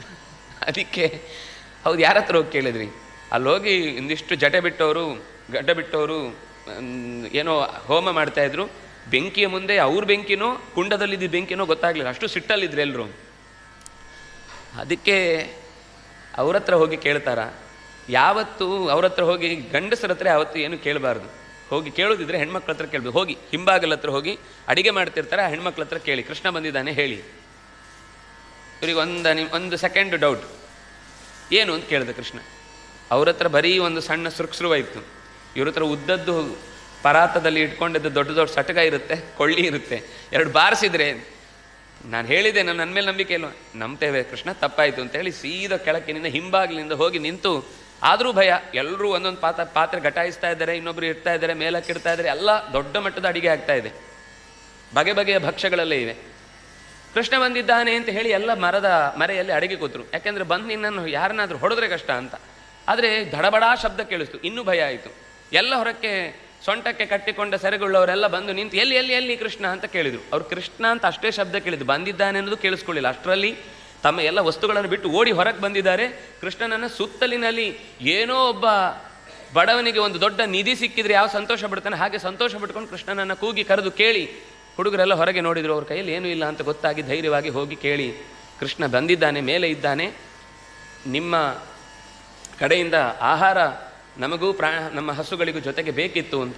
ಅಯ್ಯೋ ಅದೇನು ಕಷ್ಟ ಅಂತ ಎಲ್ಲ ಪಾತ್ರೆಗಳನ್ನು ಮಕ್ಕಳ ಜೊತೆಗೆ ಹಿಡ್ಕೊಂಡು ಹಸುಗಳಿಗೆ ಬೇಕಾದ ಮೇವು ನೀರಲ್ಲಿ ತೊಗೊಂಡು ಮೇಲಕ್ಕೆ ಹೋಗಿ ಕೈ ತುತ್ತು ಹಾಕಿ ಪಾತ್ರೆಗಳು ತೊಳಿಲಿಕ್ಕೆ ಕಾಲ ಇಲ್ಲ ಅನ್ನುವಷ್ಟು ಚೆನ್ನಾಗಿ ತೊಳೆದು ಬಳದು ಉಂಡು ಖಾಲಿ ಮಾಡಿಬಿಟ್ಟಿದ್ದಾರೆ. ವಾಪಸ್ ಬಂತು, ಬಲ್ಲಿ ಪ್ರಧಾನ ಆಹುತಿ ಪಾತ್ರೆ ಬಂತಷ್ಟೇ, ಏನೂ ಇಲ್ಲ ಒಳಗೆ. ಸಿಟ್ಟು ಬಂತು ಅವರಿಗೆ, ಏನಿದು, ಏನು ಮಾಡ್ತಿದ್ದೀರಿ ನೀವು? ಅಲ್ಲ, ನೀವು ಯಾರನ್ನ ಯಜ್ಞದಲ್ಲಿ ಯಜ್ಞ ಪುರುಷ ಅಂತ ಆಹುತಿ ಕೊಡ್ತಿರೋ ಅವನೇ ಬಂದು ನೇರವಾಗಿ ಕೇಳಿದಾಗ ಕೊಟ್ಟರೆ ತಪ್ಪಾಗಲಿಕ್ಕಿಲ್ಲ ಅಂತ ಧೈರ್ಯದಲ್ಲಿ ಈ ತಪ್ಪು ಮಾಡಿದ್ದೇವೆ, ಕ್ಷಮಿಸಿ ಅಂದರು. ಅವ್ರು ಹೇಳಿದ್ದು ಕರೆಕ್ಟ್ ಇತ್ತು, ಆದರೆ ಸಿಟ್ಟು. ನಮ್ಗೆ ಇವ್ರೇನು ಹೇಳೋದು, ಇವ್ರ ಬಾಯಲ್ಲಿ ನಾವೇನು ಬುದ್ಧಿವಾದ ಕೇಳೋದು, ಬಾ ಅಂತ ಬೈಲಿಕ್ಕೆ ಶುರು ಮಾಡಿದ್ರು. ದೂರದಲ್ಲಿ ನೋಡಿದರೆ ಕೃಷ್ಣ ಎದುರುಗಡೆ ನಿಂತಿದ್ದ. ನಾಚಿಕೆ ಆಗೋಯ್ತು. ಉದ್ದಕ್ಕೆ ಹೋಗಿ ನಮಸ್ಕಾರ ಮಾಡಿ, ತಪ್ಪಾಯಿತು ಕೃಷ್ಣ, ನಾವೇನೋ ನಮ್ಗೆ ಬುದ್ಧಿ ಇಲ್ಲ ಅಂದರೂ ಬುದ್ಧಿ ಇರುವ ಹೆಣ್ಮಕ್ಳು ನಮ್ಗೆ ಸಿಕ್ಕಿದ್ದಾರೆ ಅನ್ನೋದು ಜೀವನದ ದೊಡ್ಡ ಭಾಗ್ಯ, ಅದರಿಂದಾಗಿ ನಾವು ಇನ್ನು ಮುಂದೆ ಈ ತಪ್ಪು ಮಾಡಲ್ಲ ಅಂತ ಹೇಳಿದ ಮೇಲೆ ಆತಿಥ್ಯದಲ್ಲಿ ಅಷ್ಟು ಮಹತ್ವ ಇದೆ ಅಂತ ಕೃಷ್ಣ ತೋರಿಸಿಕೊಟ್ಟ. ಹಾಗೆ ಕೃಷ್ಣ ಮತ್ತೊಂದು ಸರ್ತಿ ಒಂದು 7-8 ವರ್ಷದ ಹುಡುಗ, ಯಾಗದ ಸಿದ್ಧತೆ, ಇಂದ್ರನಿಗೆ ಪ್ರತಿ ವರ್ಷ ಕೊಡುವ ಆಹುತಿ. ಈ ಬಾರಿ ಎಲ್ಲರೂ ಮಾತಾಡಿ ಆದಮೇಲೆ ಕೃಷ್ಣ ಹೇಳಿದ, ನಂದೊಂದು ಒಪಿನಿಯನ್ ಇದೆ, ಏನು ಹೇಳು ಅಂತ. ನಂದು ಅದರಲ್ಲಿ ತಿರಸ್ಕಾರ ಮಾಡಲಿಲ್ಲ. ನೀನೇನು ಚಿಕ್ಕವರು, ದೊಡ್ಡ ಮಾತು ಚಿಕ್ಕ ಬಾಯಲ್ಲಿ ಬರಬಾರ್ದು ಅಂತ ಬೈಲಿಲ್ಲ ಅವನು. ಹೇಳು ಮಗು ಅಂದ. ಈ ಸರ್ತಿ ಗೋವರ್ಧನ ಪೂಜೆಯನ್ನು ಮಾಡೋಣ, ಈ ಸರ್ತಿ ಬೆಟ್ಟದ ಪೂಜೆಯನ್ನು ಮಾಡೋಣ, ಮರಗಳ ಪೂಜೆಯನ್ನು ಮಾಡೋಣ, ನದಿಯ ಪೂಜೆ ಮಾಡೋಣ. ಅದರಿಂದಾಗಿ ತಾನೇ ನಾವೆಲ್ಲ ಬದುಕ್ತಾ ಇರೋದು. ಬೆಟ್ಟ ಇದ್ದರೆ, ಮರಗಳಿದ್ದರೆ ಮೋಡ ತಡೆಯತ್ತೆ, ಮಳೆ ಬರುತ್ತೆ, ಮರ ಬುಡದಲ್ಲಿ ನೀರನ್ನು ಚೆನ್ನಾಗಿ ಸೆಳೆದದಿಂದಾಗಿ ಒಸದ್ರಿಂದ ನದಿಯ ಮೂಲ ಹುಟ್ಟುತ್ತೆ, ಚೆನ್ನಾಗಿ ದೊಡ್ಡದಾಗಿ ಹರಿದು ಬರುತ್ತೆ, ಭೂಮಿಯೆಲ್ಲ ತಂಪಾಗುತ್ತೆ, ಹಸಿರಾಗುತ್ತೆ, ಬೆಳೆ ಬರುತ್ತೆ, ಬೆಳೆಯಿಂದ ನಾವು ಬೇಕಾದದ್ದನ್ನು ಉಪಯೋಗಿಸ್ಬೋದು, ಹುಲ್ಲಿನಿಂದ ಹಸುಗಳಿಗೆ ಬೇಕಾದದ್ದು ಸಿಗುತ್ತೆ, ಹಾಲು ಮೊಸರು ಬೆಣ್ಣೆ ತುಪ್ಪಗಳಿಂದ ಯಾಗವೂ ಸಮೃದ್ಧವಾಗುತ್ತೆ, ನಮ್ಮ ಬದುಕಿಗೆ ಮಂಗಳಮಯವಾಗುವುದಕ್ಕೆಲ್ಲ ಕಾರಣ ಬೆಟ್ಟ, ಆ ಮರ, ಅಲ್ಲಿ ಹುಟ್ಟುವ ನದಿ, ನಾವು ಅದನ್ನೇ ಪೂಜೆ ಮಾಡೋಣ. ನೀನು ಹೇಳಿದ ಕರೆಕ್ಟು ಅಂದ. ತಕ್ಷಣ ಎಲ್ಲ ಸಿದ್ಧತೆಯನ್ನು ಬದಲಾಯಿಸಿ ಬೆಟ್ಟದ ಪೂಜೆ ಮಾಡಿದರು. ಬೆಟ್ಟದ ರೂಪದಲ್ಲೇ ಭಗವಂತನೇ ನೇರವಾಗಿ ಆ ಎಲ್ಲ ಪಾಯಸವನ್ನು ಕೊಟ್ಟ ಹವಿಷ್ಯ ಅನ್ನವನ್ನು ಸ್ವೀಕರಿಸಿದ. ಹವಿರ್ದ್ರವ್ಯವನ್ನು ಸ್ವೀಕರಿಸಿ ಕೊನೆಗೆ ಯಾಗದ ಕೊನೆಯಲ್ಲಿ ಮಂಗಳವನ್ನು ಹಾಡುವಾಗ ಇಂದ್ರನಿಗೆ ಕೋಪ ಬಂತು. ಸಂವರ್ತಕ ಪುಷ್ಕರಾವರ್ತಕ ಅನ್ನುವ ರೀತಿಯ ದೊಣ್ಣೆ ರೂಪದ ಮುಸಲಧಾರೆ ನೀರು ಹರಿದು ಬಿತ್ತು, ಭೂಮಿ ಒಡೆದೇ ಹೋಯಿತು ಅಂತ ಅನ್ನುವ ಸಂದರ್ಭದಲ್ಲಿ ಆಶ್ಚರ್ಯ ಅಂದರೆ ಎಲ್ಲ ಪ್ರಾಣಿ ಪಕ್ಷಿಗಳನ್ನು ಕರೆಯದೇ ಇದ್ದರೂ ಕೂಡ ಎಲ್ಲ ಅಲ್ಲಿ ಬಂದು ನೆಲೆಸಿಯಾಗಿತ್ತು. ಊರವರಿಗೆ ಬೆಳಿಗ್ಗೆನೇ ಹೇಳಿದ್ದ, ನೀವೆಲ್ಲ ಇಲ್ಲೇ ಬಂದವರು, ಮಕ್ಕಳು ಮರಿಗಳೆಲ್ಲ ಇಲ್ಲೇ ಇರಿ ಅಂತ. ಎಲ್ಲ ಬಂದಿದ್ದಾರೆ. ಇದ್ದಕ್ಕಿದ್ದಂತೆ ಮಳೆಯ ಆವೇಗ ಜಾಸ್ತಿ ಆದಾಗ ಬೆಟ್ಟವನ್ನು ಎತ್ತಿ ಹಿಡಿದು ಎಲ್ಲ ಪಕ್ಷಿಗಳನ್ನು, ಪ್ರಾಣಿಗಳನ್ನು, ಕರುಗಳನ್ನು, ಹಸುಗಳನ್ನು, ಜನರನ್ನು, ಗೋಪಿಕೆಯರನ್ನು, ಗೋಪಾಲಕರನ್ನು ಅದೇ ಬೆಟ್ಟದ ಕೆಳಗೆ ನಿಲ್ಲಿಸಿದ್ದಾನೆ. ಈ ಉಳಿದ ಗೋಪಾಲಕರೆಲ್ಲ ಕೃಷ್ಣನಿಗೆ ಎತ್ತಲಿಕ್ಕೆ ಎಲ್ಲಿಯಾದರೂ ಕಷ್ಟ ಆಗುತ್ತೆ ಅಂತ ತಾವು ತಂದಿದ್ದ ದಂಡಗಳನ್ನೆಲ್ಲ ಅಡ್ಡಕ್ಕೆ ಹಿಡಿದು ಬೆಟ್ಟ ಎತ್ತಲಿಕ್ಕೆ ತಾವು ಸಹಕಾರ ಕೊಡಬೇಕು ಅಂತ ನಿಲ್ಲಿಸಿದ್ದಾರಂತೆ. ಕೃಷ್ಣ ಸುಮ್ಮನೆ ನೋಡ್ತಾ ನಗ್ತಾ ಇದ್ದ. ಅವರು ಕೃಷ್ಣನಿಗೆ ಕಷ್ಟ ಆಗಬಾರ್ದು ಅಂತ ಅವರು ದಂಡವನ್ನೆಲ್ಲ ಹಿಡಿದು ಬೆಟ್ಟವನ್ನು ಎತ್ತಿ ಹಿಡಿಲಿಕ್ಕೆ ಸಹಾಯವನ್ನು ಮಾಡ್ತಾ ಇದ್ರಂತೆ. ಕೃಷ್ಣ ನೋಡ್ತಾ ಇದ್ದ. ಅಷ್ಟೊತ್ತಿಗೆ ಇದು 1 ದಿವಸ ಆಯಿತು, 2 ದಿವಸ ಆಯಿತು, 3 ದಿವಸ ಆಯಿತು. ಲಾಕ್ಡೌನ್ ಅಂದರೆ ಏನು? ಹೊರಗೆ ಹೋಗಲಿಕ್ಕೆ ಇಲ್ಲ. ಇಡೀ ವೃಂದಾವನವೇ ಬೆಟ್ಟದ ಅಡಿಯಲ್ಲಿ ನೆಲೆಸಿಬಿಟ್ಟಿದೆ. ಹೊರಗೆ ಹೋಗ್ಲಿಕ್ಕೆ ಯಾರಿಗೂ ಅವಕಾಶ ಇಲ್ಲ. ಯಾರೂ ಕೂಡ ಕೇಳಲೂ ಇಲ್ಲ ಕೃಷ್ಣ ಜೊತೆಗಿದ್ದಾನೆ ಅನ್ನೋ ನಂಬಿಕೆಯಿಂದ. ಯಾಕೆಂದರೆ ಅಲ್ಲಿ ತನಕ ಹೊರಗೆ ಹೋಗಿ ಸಾಕಾಗಿತ್ತು. ಈಗ ಒಳಗೆ ಹೋಗೋದೊಂದು ಅಭ್ಯಾಸ ಆಗಬೇಕಿತ್ತು. ಕೃಷ್ಣ ಜೊತೆಗಿದ್ದ. ಎಲ್ಲ ಮರೆತು ಅಲ್ಲೇ ಕೃಷ್ಣನನ್ನು ನೆನೀತಾ ಕೂತು ಬಿಟ್ರು. ಮನುಷ್ಯರು ಮಾತ್ರ ಅಲ್ಲ, ಪ್ರಾಣಿ ಪಕ್ಷಿಗಳು ಸಮೇತ ಲಾಕ್ಡೌನ್. 7 ದಿವಸ ಆಯಿತು. ಇಂದ್ರ ಬಂದಾಗ ಗೋಪಾಲಕರಿಗೆಲ್ಲ ಆಶ್ಚರ್ಯ. ಇದೇನು ದೇವತೆಗಳೇ ಬಂದು ಇಲ್ಲಿ ಕೃಷ್ಣನ ಎದುರುಗಡೆ ನಿಂತು ಕೈ ಮುಗಿದು ನಿಂತಿದ್ದಾನೆ, ಅವನು ತಪ್ಪಾಯಿತು ಅಂತ ಕ್ಷಮೆ ಕೇಳಿದ. ನಂದಗೋಪ ಎಲ್ಲರಿಗೂ ಸಮಾಧಾನ ಮಾಡಿದ. ಗರ್ಗ ಹೇಳಿದ ಮಾತು ನೆನಪಿತ್ತಲ್ಲ, ಏನು ಹೆದರಬೇಡಿ, ಈ ದೇವತೆಗಳೆಲ್ಲರೂ ಕೂಡ ಇದು ಕೃಷ್ಣನನ್ನು ಭೇಟಿಯಾಗಲಿಕ್ಕೆ ಬಂದದ್ದು ಅಂದರೆ ಈ ಕೃಷ್ಣ ಸಾಮಾನ್ಯ ಅಲ್ಲ, ಇವನು ನಾರಾಯಣನೇ ನಮ್ಮ ಜೊತೆಗಿದ್ದಾನೆ ಅಂತ ಹೇಳುವಾಗಂತೂ ಅವರಿಗೆ ಮೈಯಲ್ಲಿ ಆಗ ದಂಡವನ್ನೆಲ್ಲ ಗಟ್ಟಿ ಹಿಡಿದಿದ್ರಲ್ಲ, ಎಲ್ಲ ಇಳಿಸಿದ್ರು. ಆಗ ಗೊತ್ತಾಯ್ತು ನಾವೇನೋ ಕೃಷ್ಣನಿಗೆ ಪ್ರೊಟೆಕ್ಟ್ ಮಾಡ್ತೇವೆ, ಕೃಷ್ಣನನ್ನು ರಕ್ಷಣೆ ಮಾಡ್ತೇವೆ ಅಂತ ಎಲ್ಲ ಯೋಚನೆ ಮಾಡಿದವರಿಗೆ ಕಣ್ಣೀರಾಗ್ಬಿಟ್ರು. ಇಂಥ ದೊಡ್ಡ ಜಗತ್ತನ್ನೇ ತನ್ನ ಹೊಟ್ಟೆಯೊಳಗೆ ಇಟ್ಟುಕೊಂಡವ ನಮಗೋಸ್ಕರ ಈ ಬೆಟ್ಟ ಎತ್ತಿ ನಮಗೆಲ್ಲ ಸಹಾಯ ಮಾಡಲಿಕ್ಕೋಸ್ಕರ ಈ ಮಳೆ ದಾರಿಯನ್ನು ತಪ್ಪಿಸ್ಲಿಕ್ಕೋಸ್ಕರ ನಿಂತಿದ್ದಾನಲ್ವಾ ಅಂತ ಅಚ್ಚರಿಪಟ್ಟರು. ಸುರಭಿಯ ಹಾಲನ್ನು ತಂದು ಕೃಷ್ಣನಿಗೆ ಅಭಿಷೇಕ ಮಾಡಿ ನೀನೇ ಗೋವಿಂದ ಅಂತ ನಾಮಕರಣ ಮಾಡುವ ಹೊತ್ತಿಗೆ ಎಲ್ಲ ಗೋಪಾಲಕರು ಗೋವಿಂದ ಗೋವಿಂದ ಅನ್ನುವ ನಾಮವನ್ನು ಗಟ್ಟಿಯಾಗಿ ಉಚ್ಚಾರಣೆ ಮಾಡ್ತಾ ತಮ್ಮ ಪಾಪಗಳನ್ನೆಲ್ಲ ಕಳೀಲಿಕ್ಕೆ ಇದೊಂದು ಭಾಗ್ಯ ಸಿಕ್ಕಿತು ಅಂತ ಭಾವಿಸಿ ಸಂತೋಷಪಟ್ಟರು. ದ್ವಾದಶಿಯ ದಿವಸ ಬೆಳಿಗ್ಗೆ ಒಂದು ದಿವಸ ಇನ್ನೂ ಕಾಲ ಮೂಡುವ ಮುನ್ನವೇ ಮೀಲಿಕ್ಕೆ ಅಂತ ಹೋದವ ವರುಣನ ಪಾಶಕ್ಕೆ ಸಿಲುಕಿ ಯಮನ ಮನೆಗೆ ಅಟ್ಟಲ್ಪಟ್ಟ. ಕೃಷ್ಣ ಇನ್ನೂ ಹೊತ್ತಾದರೂ ಬರಲಿಲ್ಲ ಅಂತ ಯಶೋದೆಯ ಕಂಗಾಲುತನವನ್ನು ಕಂಡು ಓಡಿ ಹೋಗಿ ನದಿಯಲ್ಲಿ ಇಳಿದು ಯಮನ ತನಕ ಹೋಗಿ ಅಲ್ಲಿಂದ ಮರಳಿ ತೆಗೆದುಕೊಂಡು ಅವನನ್ನು ಮರಳಿಸಿ ಕರ್ಕೊಂಡು ಬರುವಾಗ, ನಾನು ಕರ್ಕೊಂಡು ಬಂದದ್ದು ನಿನಗೆ ಈ ಕೃಷ್ಣ ಅಂದರೆ ಏನು ಅಂತ ಇನ್ನೂ ಸ್ವಲ್ಪ ಗೊತ್ತಾಗಲಿ ಅಂತ. ಬೇರೆ ಯಾವುದೇ ಮಕ್ಕಳಾದರೆ ಇಲ್ಲಿಗೆ ಯಾರೂ ಕರ್ಕೊಂಡು ಬರ್ಲಿಕ್ಕೆ ವಾಪಸ್ ಬರ್ತಿಲ್ಲ, ಬಂದವರು ಇಲ್ಲೇ ಉಳಿತಿದ್ರು ಅಷ್ಟೇ, ಯಾರು ವಾಪಸ್ ಹೋಗ್ತಿರ್ಲಿಲ್ಲ. ಈ ಕೃಷ್ಣ ನಿನ್ನನ್ನು ಮರಳಿ ಕರ್ಕೊಂಡು ಹೋಗ್ತಾ ಇದ್ದಾನೆ ಅಂದರೆ ಅವನ ಸಾಮರ್ಥ್ಯ ಏನು ಅಂತ ನಿನಗೆ ಇನ್ನೊಮ್ಮೆ ಗೊತ್ತಾಗಲಿ ಅಂತ ಮತ್ತೆ ಉಪದೇಶ ಮಾಡಿ ಯಮ ನಂದನನ್ನು ಕಳುಹಿಸಿಕೊಟ್ಟ. ಕೃಷ್ಣನ ಹತ್ರ ಜೊತೆಗೆ ಇದ್ದು ಸಂತೋಷ ಪಡ್ತಾ ಇದ್ದ ಎಲ್ಲ ಗೋಪಾಲಕರಿಗೆ ಮತ್ತೊಂದು ದಿವಸ ತನ್ನ ವೈಕುಂಠವನ್ನೇ ತೋರಿಸಿದ. ಪಶುಜೀವನೇಭ್ಯ ವೈಕುಂಠದರ್ಶಿ ಪಶುಜೀವನೇಭ್ಯ ಅಂತ ಇಡೀ ಆ ಗೋಪಾಲಕರಿಗೆ ಗೋಪಿಯರಿಗೆ ಜೊತೆಗಿದ್ದ ಎಲ್ಲ ಹಸು ಕ್ರಿಮಿ ಒಂದು ತೃಣಕ್ಕೂ ಕೂಡ ತಾನಿರುವ ಜಾಗವನ್ನು ಅಲ್ಲೇ ಸೃಷ್ಟಿ ಮಾಡಿ ವೈಕುಂಠ ಅಂದರೆ ಹೇಗಿರುತ್ತೆ ಅಂತ ಅನ್ನೋದನ್ನು ತೋರಿಸಿದ. ಹಾಗಾದರೆ ವೈಕುಂಠವನ್ನು ನೋಡಲಿಕ್ಕೆ ನಮಗೆ ಬೇಕಾದದ್ದು ಹೃದಯದಲ್ಲಿ ಪರಿಶುದ್ಧತೆ ಹೊರತು ಇನ್ಯಾವ ಅಲ್ಲಿ ವೈಶ್ಯರು ಇದ್ದರು ಕ್ಷತ್ರಿಯರು ಇದ್ರು ಬಿಡಿ, ಅದರ ಜೊತೆಗೆ ಗೋಪಾಲಕರು ಅಂದರೆ ಅವರು ವರ್ಣದಲ್ಲಿ ಅತ್ಯಂತ ಕೊನೆಯವರು ಅಂತ ಲೆಕ್ಕ. ಅಂಥ ಸಣ್ಣ ಪುಟ್ಟ ಪ್ರಾಣಿ ಪಕ್ಷಿಗಳೂ ಕೂಡ ಕೃಷ್ಣನ ಲೋಕದಲ್ಲಿ ವಿಹರಿಸಿದವು, ಕೃಷ್ಣನ ಸಂತೋಷವನ್ನು ಅನುಭವಿಸಿದವು. ಶರತ್ಕಾಲ ಮತ್ತೊಮ್ಮೆ ಬಂತು. ವೇಣುಗಾನದಲ್ಲಿ ಗೋಪಿಯರು ಮೈ ಮರೆತಿದ್ದಾರೆ. ಕೃಷ್ಣನ ಜೊತೆಗೆ ಸಂವಾದ ಮಾಡ್ತಾ ಮಾಡ್ತಾ ಸ್ವಲ್ಪ ಸಲುಗೆ ಜಾಸ್ತಿ ಆದಾಗ ಏನಾಗುತ್ತೆ, ಕೃಷ್ಣ ನಮ್ಮವನು, ಎಲ್ಲ ಕೆಲಸ ಕೃಷ್ಣನಿಗೇನೆ. ಕೃಷ್ಣ ಅದು ತಂದು ಕೊಡು, ಇದು ಎತ್ತಿಕೊಡು, ಆ ಹುಕ್ಕು ಕಿತ್ತುಕೊಡು, ಈ ಜಾಗದಲ್ಲಿ ನನಗೆ ಕೂತ್ಕೊಳ್ಳೋಕೆ ಇಷ್ಟ ಆಗೋದಿಲ್ಲ, ಅಲ್ಲಿಗೆ ಹೋಗೋಣ ಬಾ ಅಂತ ಎಲ್ಲ ಕೆಲಸಗಳನ್ನು ಕೃಷ್ಣನ ಮೇಲೆ ಹಾಕಿ ಕುಣಿಲಿಕ್ಕೆ ಶುರು ಮಾಡಿದರು. ಒಬ್ಬಳಂತೂ ನನ್ನನ್ನು ಎತ್ಕೊಂಡು ಹೋಗೊಂದ್ಲು. ಕೃಷ್ಣ ಎತ್ಕೊಂಡು ಹೋದ ಮರದ ಹತ್ರ ಇಳಿಸಿ ಅವಳು ತಲೆ ತಗ್ಗಿಸಿ ಎದ್ದು ನೋಡ್ತಾಳೆ, ಕೃಷ್ಣ ಇಲ್ಲ. ಗಾಬರಿ ಆಯ್ತು ಅವಳಿಗೆ, ಎಲ್ಲೋದ ಕೃಷ್ಣ ಅಂತ. ಹತ್ಕೊಂಡು ಬಂದ್ಲು ವಾಪಸ್, ಎಲ್ಲ ಕಡೆ ಹುಡುಕೊಂಡು ಎತ್ಕೊಂಡ್ಬಂದ್ಲು. ಉಳಿದವರೆಲ್ಲ ಇದ್ದ ಜಾಗದಲ್ಲಿ ಬಂದು ಕೃಷ್ಣ ಎಲ್ಲಿ ಹೋದ ಕಾಣಿಸ್ಲಿಲ್ಲ ಅಂತ. ಉಳಿದ ಹೆಣ್ಮಕ್ಳಿಗೂ ಅದೇ ಸಮಸ್ಯೆ, ಎಲ್ಲರೂ ಒಂದೊಂದು ಕೆಲಸ ಹೇಳಿದ್ದಾರೆ, ಎಲ್ಲ ಕೆಲಸವನ್ನು ಮಾಡಿ ಆ ಕೆಲಸ ಮುಗಿದ ಮೇಲೆ ಅಲ್ಲಿಲ್ಲ ಅವನು. ಹುಡುಕಿದ್ರು ಪಶ್ಚಾತ್ತಾಪ ಪಟ್ಟರು, ಹತ್ತು ಬಿಟ್ರು, ತಪ್ಪು ಮಾಡಿದ್ವಿ ನಾವು. ಕೃಷ್ಣ ಯಾವ ರೀತಿಯಿಂದ ನಮ್ಮನ್ನು ಪ್ರೀತಿಯಿಂದ ಕಾಣ್ತಿದ್ನೋ ಅದನ್ನು ನಾವು ದುರುಪಯೋಗ ಪಡಿಸಿಕೊಂಡ್ವಿ ಅಂತ ಅನ್ನಿಸ್ತಾ ಇದೆ ಅಂತ ಯೋಚಿಸಿ ಬಹಳ ಅನೇಕ ರೀತಿಯಿಂದ ತಾವು ಮಾಡಿದ ತಪ್ಪುಗಳನ್ನೆಲ್ಲ ಮತ್ತೆ ಪಶ್ಚಾತ್ತಾಪ ರೂಪದಲ್ಲಿ ಹೇಳಿಕೊಂಡ್ರು. ಕೃಷ್ಣನನ್ನು ಅನ್ವೇಷಿಸಿಕೊಂಡು ಬರುವಾಗ ಕೊನೆಗೆ ಚಂದ್ರ ಅಸ್ತವೂ ಆಯಿತು. ಅಳ್ತಾ ರುರುದುಹು ಸುಸ್ವರಂ, ಅದರ ಹತ್ತದ್ದು ಸ್ವರಬದ್ಧವಾಗಿ ಹತ್ತರಂತೆ. ಹಿಂದೆ ಹತ್ತದ್ದನ್ನು ಶೂರ್ಪಣಕ್ಕೆ ಇವಳದ್ದನ್ನು ಯಾರನ್ನು ಪೂತನೆಯದ್ದನ್ನು ಹೇಳುವಾಗ ಭಯಾನಕವಾಗಿ ಹತ್ತದ್ದು ಬಂತು, ಕಿರ್ಚಿದ್ದು ಬಂತು. ಲೋಕದಲ್ಲಿ ಯಾವಾಗಲೂ ಕೂಡ ಸಜ್ಜನರ ಅಳುವಿನಲ್ಲೂ ಒಂದು ಮಾಧುರ್ಯ ಇರುತ್ತೆ ಅಂತ, ಹಾಗೆಂತೇಳಿ ಸಜ್ಜನರ ಅಳಬೇಕು ಅಂತ ಅರ್ಥ ಅಲ್ಲ. ಆ ಅಳುವುದರಲ್ಲೂ ತಮ್ಮ ವಿಕಾರತೆಯನ್ನು ತೋರುವುದಿಲ್ಲ. ಗೋಪಿಯರು ಹಾಡ್ಲಿಕ್ಕೆ ಶುರು ಮಾಡಿದರು. ಕೃಷ್ಣ ಬಂದ ಮರಳಿ. ನೀನಿದ್ರೆ ಮಾತ್ರ ನಮ್ಮ ಬದುಕಿಗೊಂದು ಅರ್ಥ ಅಂತ ಅತ್ತದಕ್ಕೆ ಕೃಷ್ಣ ಆವಿರ್ಭವಗೊಂಡ. ಗೋಪಿಯರಿಗೆಲ್ಲ ಹರ್ಷ ಆಯಿತು. ಸಾಕ್ಷಾತ್ ಮನ್ಮಥನಿಗೂ ಸೌಂದರ್ಯವನ್ನು ಕಲ್ಪಿಸಿಕೊಟ್ಟಂತಹ ಭಗವಂತನ ರೂಪವನ್ನು ಮತ್ತೆ ಕಂಡು ಅನೇಕ ಪ್ರಶ್ನೆಗಳನ್ನು ಹಾಕಿ ಅಧ್ಯಾತ್ಮದ ಚಿಂತನೆಗಳನ್ನು ಕೃಷ್ಣನಲ್ಲಿ ಕೇಳಿಕೊಂಡರು. ಉತ್ತರವನ್ನು ಪಡೆದು ಮತ್ತೆ ಹಗುರಾದರು. ರಾಸೋತ್ಸವ ಮುಂದುವರಿಯಿತು. ಅವರ ಜೊತೆಗಿನ ಈ ಎಲ್ಲ ಸಂಬಂಧಗಳು ಮತ್ತೆ ಮತ್ತೆ ಲೋಕಕ್ಕೆ ಒಂದು ವಿಸ್ಮಯಕಾರಿಯಾದಂತಹ, ಎಲ್ಲರ ಜೊತೆಗೂ ಒಂದೊಂದು ರೂಪದಿಂದ ಇದ್ದು ಅವರನ್ನು ಸಂತೋಷಪಡಿಸಿದ. ಒಂದು ಸರ್ತಿ ನಂದ ದೇವಯಾತ್ರೆಗೆ ಅಂತ, ಎಲ್ಲೋ ದೇವಸ್ಥಾನದ ಯಾತ್ರೆಗೆ ಅಂತ ಹೋದವನು ಅಂಬಿಕಾವನದಲ್ಲಿ ಇದ್ದಕ್ಕಿದ್ದಂತೆ ಒಂದು ದೊಡ್ಡ ಅಜಗರ, ಒಂದು ಹೆಬ್ಬ ಅವನನ್ನು ನುಂಗಿಬಿಟ್ಟಾಗ ಕೃಷ್ಣ ಬಂದ, ಅವನನ್ನು ಬಿಡಿಸಿ ಸುದರ್ಶನ ಅನ್ನುವಂಥ ಒಬ್ಬ ವಿದ್ಯಾಧರ ಶಾಪದ ಬಲದಿಂದ ಆ ರೀತಿ ಅಜಗರನಾಗಿದ್ದ. ಕೃಷ್ಣನ ಬಗ್ಗೆ ಅವನೂ ಕೂಡ, ನನ್ನ ಹತ್ರ ಯಾರೂ ಕೂಡ ಇಲ್ಲಿ ತನಕ ಹೊಟ್ಟೆಗೆ ಹೋದವರು ಮರಳಿ ಬಂದಿಲ್ಲ, ಕೃಷ್ಣನೇ ನನ್ನ ಬಿಡಿಸಿದ್ದಾನೆ ಅಂದರೆ ಅದು ಪ್ರತಿ ಸರ್ತಿ ಕೃಷ್ಣ ಆವಾಗವಾಗ ಎಚ್ಚರಿಕೆ ಕೊಡ್ತಾ ಇದ್ದ. ನಮಗೆ ಜೀವನದಲ್ಲಿ ಒಂದೊಂದು ಸರ್ತಿ ಮತ್ತೆ ಮತ್ತೆ ತಪ್ಪಾಗಿ ಏನೋ ಎಡವಟ್ಟಾಗಿ ಶಿಕ್ಷೆ ಆಗ್ತಾ ಇದೆ ಅಂದರೆ ಅದು ಅನುಗ್ರಹ ಅಂತಲೇ ಭಾವಿಸಬೇಕು.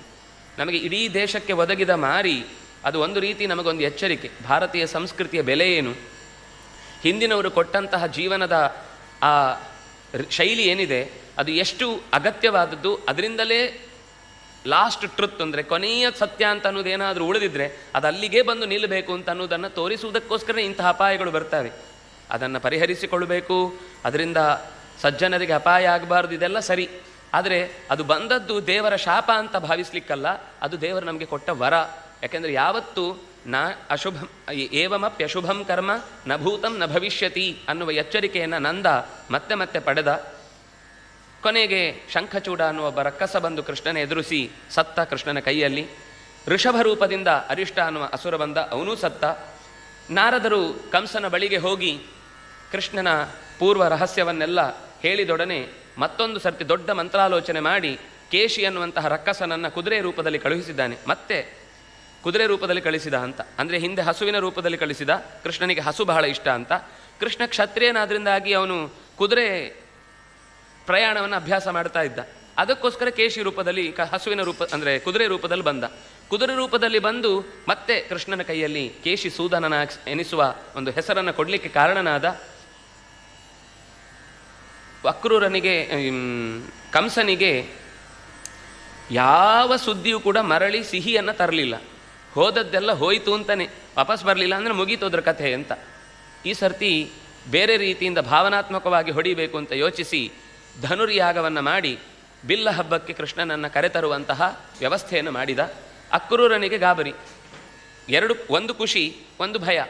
ಖುಷಿ ಏನು ಅಂದರೆ ಕೃಷ್ಣ ಇಲ್ಲಿ ತನಕ ಕೃಷ್ಣನ ವೈಭವದ ಸುದ್ದಿಯನ್ನು ಕಿವಿಯಲ್ಲಿ ಕೇಳಿ ಕೇಳಿ ಕೇಳಿ ಕೇಳಿ ತಾವೇ ಕಲ್ಪಿಸಿಕೊಂಡ ಒಂದು ಇಮ್ಯಾಜಿನರಿ ಐಯಲ್ಲಿ ಬಂದ ಪ್ರಪಂಚವನ್ನು ನೋಡಿದ್ದೆ. ಆದರೆ ಈಗ ನಿಜವಾಗಿ ನೋಡ್ಲಿಕ್ಕೆ ಸಂಗ್ತಾ ಇದೆ, ಸಂತೋಷ. ಆದರೆ ಭೇಟಿಯಾಗುವುದನ್ನೇ ನಾನು ಕೃಷ್ಣನ ಸಾವಿಗೆ ಕಾರಣ ಆಗುವಂತೆ ಆದ್ನಲ್ವಾ ಅಂತ ಭಯದಿಂದ ಊರ ಹೆಬ್ಬಾಗಿಲಿನ ಬಂದು ಕೂತಿದ್ದಾನೆ. ಸಂಜೆ ಆಗಿದೆ, ಸೂರ್ಯ ಮುಳುಗ್ತಾ ಇದ್ದಾನೆ. ಕೃಷ್ಣನೇ ಓಡಿ ಬಂದ. ಓ ಅಕ್ರೂರ ಯಾವಾಗ ಬಂದದ್ದು? ನಾನು ಯೋಚನೆ ಮಾಡ್ತಾ ಇದ್ದೆ, ಬರಬೇಕು ಮಾವನ ಮನೆಗೆ ಒಂದು ಸರ್ತಿ ಭೇಟಿ ಆಗಬೇಕು, ಅವನನ್ನು ಭೇಟಿ ಆಗಿದೆ ಬಹಳ ದಿವಸ ಆಗಿದೆ ಅಂತ. ಇವನು ಏನೇನು ಹೇಳಬೇಕಿತ್ತು ಅದನ್ನೆಲ್ಲ ಕೃಷ್ಣನೇ ಹೇಳ್ದ. ಅವನಿಗೇನು ಅಂದರೆ ಯಾವ ನಾಲಿಗೆಯಲ್ಲಿ ಹೇಳಿ ನಾನು ಕೃಷ್ಣನನ್ನು ಕರೆದೊಯ್ದು ಅಪಾಯಕ್ಕೆ ಒಡ್ಡಲಿ, ತಪ್ಪಿಗೆ ಕಾರಣಕರ್ತನಾಗಲಿ ಅಂತ ಯೋಚಿಸ್ತಾ ಇದ್ದರೆ ಏನೆಲ್ಲ ಭಾರ ಹೃದಯದಲ್ಲಿತ್ತೋ ಕೃಷ್ಣ ಹೇಳಿ ಅದನ್ನೆಲ್ಲ ಒಳ್ಳೆಯ ಮೋಡವನ್ನು ಕರಗಿಸಿ ಜೋರು ಮಳೆ ಬಿದ್ದು ಹೋದರೆ ಏನಾಗುತ್ತೋ ಒಂದು ತಿಳಿಯಾಗುತ್ತಲ್ಲ, ಹಾಗೆ ಎಲ್ಲ ಎದೆ ಹಗುರಾಗಿ ಕಾಲನ್ನು ಲಿಟರಲಿ ಕಣ್ಣೀರಿನಿಂದ ತೊಳೆದು ಹಾಕಿದ ಅಂತೆ. ಅಯ್ಯೋ ಅದೆಲ್ಲ ಬಿಡು ಬಾ ಅಂತ ಹೇಳ್ಕೊಂಡು ಮೊದಲು ಅಪ್ಪನ ಹತ್ರ ಹೋಗೋಣ ಮಾತಾಡಿಸೋಣ ಅಂತ ನಂದಗೋಪನ ಹತ್ರ ಕರ್ಕೊಂಡು ಹೋಗಿ ಕೂತ್ರೆ ಅಕ್ರೂರನಿಗೆ ಎಲ್ಲ ಥರದ ಜಿಜ್ಞಾಸೆ. ಊರಿನಲ್ಲಿ ಕೂತವರೆಲ್ಲ ಬಂದು, ಯಾಕಂದರೆ ಕಂಸನ ಕಡೆಯಿಂದ ಬಂದಿದ್ದಾನೆ ಅಂದರೆ ಕಂಸ ನಮ್ಮ ರಾಜ, ಏನು ನಮಗೇನಾದರೂ ಸುದ್ದಿ ಇದೆ, ಊರವರೆಲ್ಲ ಸೇರಿಬಿಟ್ಟಿದ್ದಾರೆ. ಊರವರು ಅವನ ಸುದ್ದಿ ಹೇಳೋ ಮುಂಚೆ ಇವರು ಕೃಷ್ಣನ ಸುದ್ದಿನೇ ಹೇಳಲಿಕ್ಕೆ ಶುರು ಮಾಡಿದ್ರು. ಬಾಯಿ ಮುಚ್ಚಲಿಕ್ಕೆ ಆಗಲಿಲ್ಲ ಒಬ್ರಿಗೂ. ಒಬ್ಬ ಆ ದಿವಸದ ಕತೆ, ಒಬ್ಬ ನಾನು ಹೋದಾಗ ಒಂದು ದಿವಸ ಏನಾಯಿತು ಗೊತ್ತಾ ಅಂತ ಅಕ್ರೂರನ ಕಣ್ಣರಳಿಸಿ ಕಿವಿಯರಳಿಸಿ ಕೇಳ್ತಾ ಕೂತಿದ್ದ. ರಾತ್ರಿ ಹೋದದ್ದೇ ಗೊತ್ತಾಗಲಿಲ್ಲ. ಬೆಳಿಗ್ಗೆ ಎದ್ದು ತನ್ನ ಬಂದ ಕೆಲಸ ಹೇಳ್ದ. ಕಂಸ ಕರೆ ಕೊಟ್ಟಿದ್ದಾನೆ, ಬರಬೇಕಂತೆ, ಕೃಷ್ಣ ಬಲರಾಮನನ್ನು ಕರ್ಕೊಂಡು ಹೋಗಬೇಕಾಗಿದೆ. ಆಗ ಆ ಎಲ್ಲ ಮನೆಯ ಹೆಣ್ಣು ಮಕ್ಕಳೆಲ್ಲ ಬೈತಾರೆ ಅವನಿಗೆ, ನಿನಗೆ ಯಾರಪ್ಪ ಹೆಸರಿಟ್ಟಿದ್ದು ಅಕ್ರೂರ ಅಂತ, ನಿನಗೆ ತಪ್ಪಿ ಯಾರೋ ಹೆಸರಿಟ್ಟಿದ್ದಾರೆ ಅಕ್ರೂರ ಅಂತ. ನಿಜವಾಗ್ಲಿ ನೀನು ಅಕ್ರೂರ ಅಲ್ಲ, ನೀನು ಕ್ರೂರ. ತುಂಬ ಚೆನ್ನಾಗಿದೆ, ಓದಿದರೆ ನಿಜವಾಗಲೂ ಕಣ್ಣೀರು ಬರದೇ ಇದ್ದರೆ ಅವನು ಮನುಷ್ಯ ಅಲ್ಲ. ಅಷ್ಟು ಚೆನ್ನಾಗಿರುವ ಮಾತುಗಳಿಂದ ಆ ಹೆಣ್ಣು ಮಕ್ಕಳು ಕೃಷ್ಣನನ್ನು ತಡೀತಾರೆ. ಆ ರಥದಲ್ಲಿ ಹೋಗಿ ನಿಲ್ಲುವಾಗಲಂತೂ ಒಬ್ಬರು ಕುದುರೆಯನ್ನು ತಡೀತಾರೆ, ಒಬ್ಬರು ರಥವನ್ನು ತಡೀತಾರೆ, ಒಬ್ಬರು ಕಾಲು ಹಿಡ್ಕೊಂಡಿದ್ದಾರೆ, ಒಬ್ಬರು ಬಾಲ ಹಿಡ್ಕೊಂಡಿದ್ದಾರೆ, ಒಬ್ಬರು ಕೃಷ್ಣನ ಹತ್ರ ಬಂದು ನಿಂತಿದ್ದಾರೆ, ಇನ್ನೊಬ್ಬರು ದೂರದಿಂದಲೇ ಹೋಗಬೇಡ ಕೃಷ್ಣ ಅಂತ ನೆಲಕ್ಕೆ ಬಿದ್ದಿದ್ದಾರೆ. ಒಬ್ಬೊಬ್ಬರು ಒಂದೊಂದು ರೀತಿಯಿಂದ ಕೃಷ್ಣನನ್ನು ತಡೆದು ನಿಲ್ಲಿಸಿ, ಹೋಗಬೇಡ ಹೋಗಬೇಡ. ಈ ಪೇಟೆಯ ಹೆಣ್ಣುಮಕ್ಕಳನ್ನು ನೋಡಿದ ಮೇಲೆ ಅವರೆಲ್ಲ ಚಂದದ ಅಲಂಕಾರ ಮಾಡಿಕೊಂಡು ಭೂ ವಿಜೃಂಭದಿಂದ ತಮ್ಮ ಹುಬ್ಬಿನ ಕುಣತಿನಿಂದ ನಾನು ಸೆಳೆದಿಟ್ಕೊಂಡು ಬಿಟ್ಟರೆ ಮತ್ತೆ ನೀನು ವಾಪಸ್ ಬರಲ್ಲ. ಪೇಟೆಗೆ ಹೋದವ್ರು ಮತ್ತೆ ವಾಪಸ್ ಬರಲ್ಲ, ಹಳ್ಳಿಯನ್ನು ಮರೆತು ಬಿಡ್ತಾರೆ. ಇದು ಗೊತ್ತು ನಮಗೆ ಕೃಷ್ಣ ಅಂತ ಹತ್ತುಕೊಂಡು ಕಾಯ್ತಾ ಕೊನೆಗೆ ನಂದಗೋಪ ಹೇಳ್ತಾನೆ, ರಾಜಕಾರ್ಯವನ್ನು ನಾವು ನಿರ್ಲಕ್ಷ್ಯ ಮಾಡುವ ಹಾಗಿಲ್ಲ, ಹೊರಡಲೇಬೇಕು, ಅರ್ಥ ಮಾಡ್ಕೊಳ್ಳಿ. ಕೃಷ್ಣನು ಹೇಳ್ದ, ಬರ್ತೇನೆ ಮರಳಿ. ನಾನು ಬರುವುದಿಲ್ಲ ಅಂತ ಹೇಳಿದ್ನ, ಹೋಗಲೇಬೇಕಾದ ಕರ್ತವ್ಯ ಇದೆ, ಹೋಗ್ತಾ ಇದ್ದೇನೆ ಅಂತ ಹೇಳಿದ ಮೇಲೆ ಆ ಮಾತು, ಯಸ್ಯಾನುರಾಗ ಲಲಿತ ಸ್ಮಿತವಲ್ಗು ಮಂತ್ರ ಲೀಲಾವಲೋಕ ಪರಿರಂಭಣ ಸಾರಗೋಷ್ಠಂ ರಾಸಗೋಷ್ಠಂ ನೀತಾಸ್ಮ ನ ಕ್ಷಣಮಿವ ಕ್ಷಣಾದ್ವಿನಾತಂ ಗೋಪ್ಯ ಕಥಂ ಅತಿತರೇಮ ತಮೋ ದುರಂತಂ.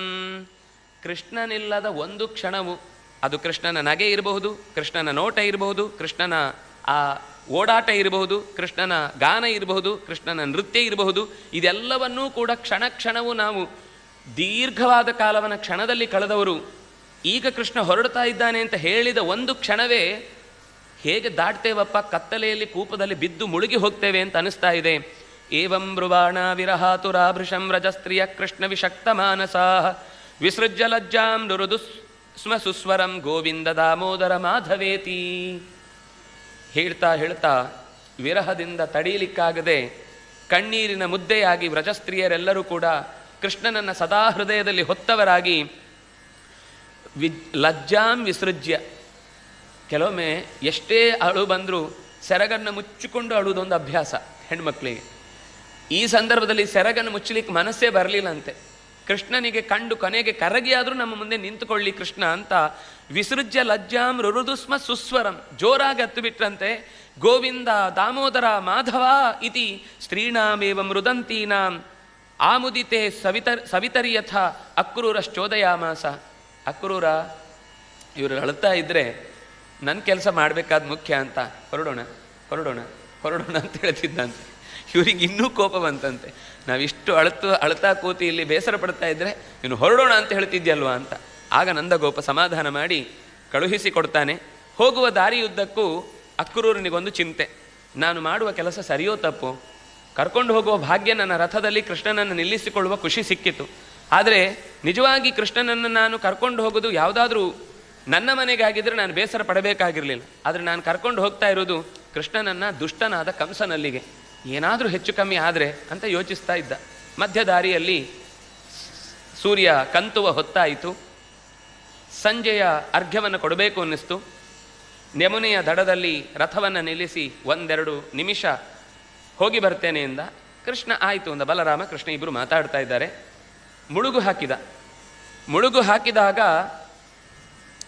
ನೀರಿನಲ್ಲಿ ಕಣ್ಣು ಬಿಟ್ಟು ನೋಡ್ತಾನೆ, ನದಿಯ ಆ ತುದಿಯಿಂದ ಈ ತುದಿಯ ತನಕ ಇದೇ ಕೃಷ್ಣ ಮಲಗಿದ ಸ್ಥಿತಿಯಲ್ಲಿ ತನ್ನನ್ನೇ ಅಗಲವಾದ ಕಣ್ಣಿನಿಂದ ದಿಟ್ಟಿಸಿ ಅಮೃತದ ರಸದಿಂದ ಒದ್ದೆ ಮಾಡುವ ಹಾಗೆ ನೋಡ್ತಾ ನಗುತ್ತಾ ಒಂದು ಕಡೆಯಲ್ಲಿ ಕಮಲವನ್ನು ಹೊಕ್ಕಳಲ್ಲಿ ಹೊತ್ತು ನಿಂತಿದ್ದಾನೆ.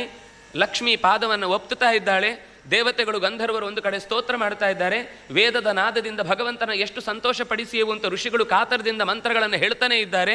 ಹೀಗೆ ಒಂದು ಇಡೀ ದೊಡ್ಡ ಪ್ರಪಂಚ ಆ ನದಿಯ ಒಳಭಾಗದಲ್ಲಿ ಮಲಗಿದ ರೀತಿಯಲ್ಲಿರುವ ಅನಂತ ಶಯನನಾಗಿ ಭಗವಂತ ಕಾಣಿಸಿಕೊಂಡು ಹುಬ್ಬನ್ನು ಕುಣಿಸಿ ಏನು ಅಂತ ಕೇಳ್ದ. ಇವನು ಧ್ಯಾನ ಮಾಡಬೇಕು ಅಂತ ಅಂದುಕೊಂಡು ಒಳಗೆ ಕಣ್ಣು ಮುಚ್ಚಿದ್ರೆ ಅದೇ ಹೃದಯದಲ್ಲಿ ಕಾಣ್ತಾ ಇದೆ, ಬಿಡಿಸಿದ್ರು ಅದೇ ಎದುರುಗಡೆ ಕಾಣಿಸ್ತಾ ಇದೆ. ಗಾಯತ್ರಿಯ ರೂಪವನ್ನು ಚಿಂತಿಸಬೇಕು ಅಂತ ಹೋಗಿ ನಿಂತ ಭಗವಂತನ ರೂಪ ಇಷ್ಟು ವಿಸ್ತಾರವಾಗಿ ಕಂಡದ್ದನ್ನು ನೋಡಿ ಅಚ್ಚರಿಪಟ್ಟ. 4 ತೋಳುಗಳಲ್ಲಿ 4 ರೀತಿಯ ಆಯುಧಗಳನ್ನು ಹಿಡಿದು ನಿಂತ ಭಗವಂತನನ್ನು ನೋಡಿ ಗಾಬರಿಗೊಂಡು ಎದ್ದ. ಒಂದೇ ಸರ್ತಿ ಎದ್ದವನು ರಥವನ್ನು ನೋಡಿದವೊಮ್ಮೆ. ಕೃಷ್ಣ ಬಲರಾಮ ಇಬ್ಬರು ಮಾತಾಡ್ತಾ ಇದ್ದಾರೆ. ಮತ್ತೆ ಮುಳುಗು ಹಾಕಿದ. ಮತ್ತೆ ನೋಡಿದ್ರೆ ಮತ್ತೆ ಅದೇ ರೂಪ ಕಾಣಿಸ್ತು. ಮತ್ತೆ ಎದ್ದ, ಮತ್ತೆ ನೋಡಿದ. ಪೂರ್ತಿ ಮುಳುಗು ಹಾಕಿ ಅದನ್ನು ಹೃದಯದ ತುಂಬಿಕೊಂಡ. ತನ್ನ ಸಂಧ್ಯಾವಂದನೆಯ ಕಾರ್ಯವನ್ನು ಮುಗಿಸಿ ಆದಮೇಲೆ ಸೀದಾ ರಥದ ಹತ್ತಿರ ಬಂದಾಗ ಕೃಷ್ಣ ಏನು ಮಾತಾಡಲಿಲ್ಲ. ಅವನನ್ನೊಮ್ಮೆ ನೋಡ್ದ. ರಥವನ್ನು ನಡೆಸುವಾಗ ಅವನು ವಾಘೆಯನ್ನು ಹಿಡ್ಕೊಳ್ಳುವಾಗ ಹಿಂದೆ ತಿರುಗಿದ, ಹೋಗ್ಬೋದಾ ಅಂತ. ಅವನು ಹೋಗ್ಬೋದಾ ಅಂತ ಕೇಳುವಷ್ಟರಲ್ಲಿ ಏನಾಯಿತು ಅಲ್ಲಿ ಅನ್ನೋ ಅರ್ಥದಲ್ಲಿ ಅಂತ ಕೇಳ್ದ. ನಾನು ರಕ್ಷಣೆ ಮಾಡುತ್ತೇನೆ ಅಂತ ಯಾರನ್ನು ಅಂದುಕೊಂಡು ಅವನೇ ನನ್ನನ್ನು ರಕ್ಷಿಸ್ತಾ ಇರೋದು ಹೊರತು ನಾನೇನು ಕಂಸನ ಹತ್ರ ಕರ್ಕೊಂಡು ಹೋಗಿ ಇವನನ್ನು ಹೇಗಪ್ಪ ಉಳಿಸೋದು ಅಂತ ಏನೋ ಯೋಚನೆ ಮಾಡ್ತಾ ಇದ್ದಲ್ಲ, ಆ ಎಲ್ಲ ಕೊಳೆ ತೊಳೆದು ಹೋಯಿತು ಕೃಷ್ಣ ಅಂತ ಅಲ್ಲೇ ಅತ್ತು ಬಿಟ್ಟ.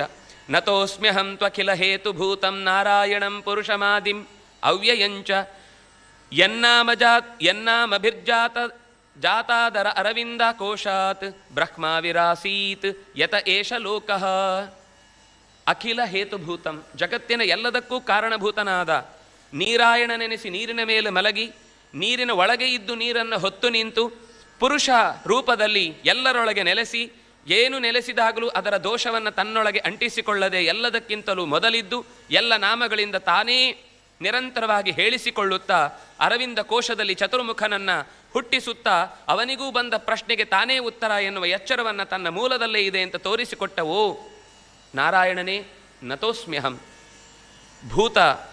ಭೂಮಿ ಇದೆ, ನೀರಿದೆ, ಗಾಳಿ ಇದೆ, ಬೆಂಕಿ ಇದೆ, ಆಕಾಶ ಇದೆ, ಹೀಗೆ ಜಗತ್ತಿನ ಎಲ್ಲ ಅನೇಕ ತತ್ವಗಳು ಇಂದ್ರಿಯಗಳಿಂದ ಕಾಣಬೇಕಾದ ತನ್ಮಾತ್ರೆಗಳನ್ನು ಅವುಗಳನ್ನು ಒಳಗಿನಿಂದ ಪ್ರಚೋದಿಸಬೇಕಾದಂಥ ಪ್ರಾಣಗಳನ್ನು ನಿಲ್ಲಿಸಿ ದೇವತೆಗಳನ್ನು ಜೊತೆಗಿಟ್ಟುಕೊಂಡು ಜಗತ್ತನ್ನು ಆನಂದದಿಂದ ನಡೆಸುವ, ಇಡೀ ಜಗತ್ತನ್ನೇ ತನ್ನ ಶರೀರವಾಗಿ ಕಾಣಿಸಿಕೊಂಡು ಅವರಿಗೆ ನೆಲೆಗೊಳಿಸುವುದಕ್ಕೆ ಜಾಗವನ್ನು ಕೊಟ್ಟ ನಿನಗೆ ನಾನೆಲ್ಲಿ ರಥದಲ್ಲಿ ಜಾಗ ಕೊಟ್ಟದ್ದು, ನಿನ್ನನ್ನು ಎಲ್ಲಿ ಕರೆದುಕೊಂಡು ಹೋಗಿ ನಾನು ಕಂಸನಿಂದ ಬಿಡಿಸ್ತೇನೆ ಅಂತ ಅಂದುಕೊಂಡದ್ದು ಅಂತ ಹೀಗೆ ಅನೇಕ ಸ್ತೋತ್ರಗಳನ್ನು ಮಾಡ್ತಾನೆ. ಆ ಸ್ತೋತ್ರಗಳನ್ನೇ ನೋಡ್ತಾ ಹೋದರೆ ಒಂದು ದೊಡ್ಡ ಪ್ರಪಂಚ.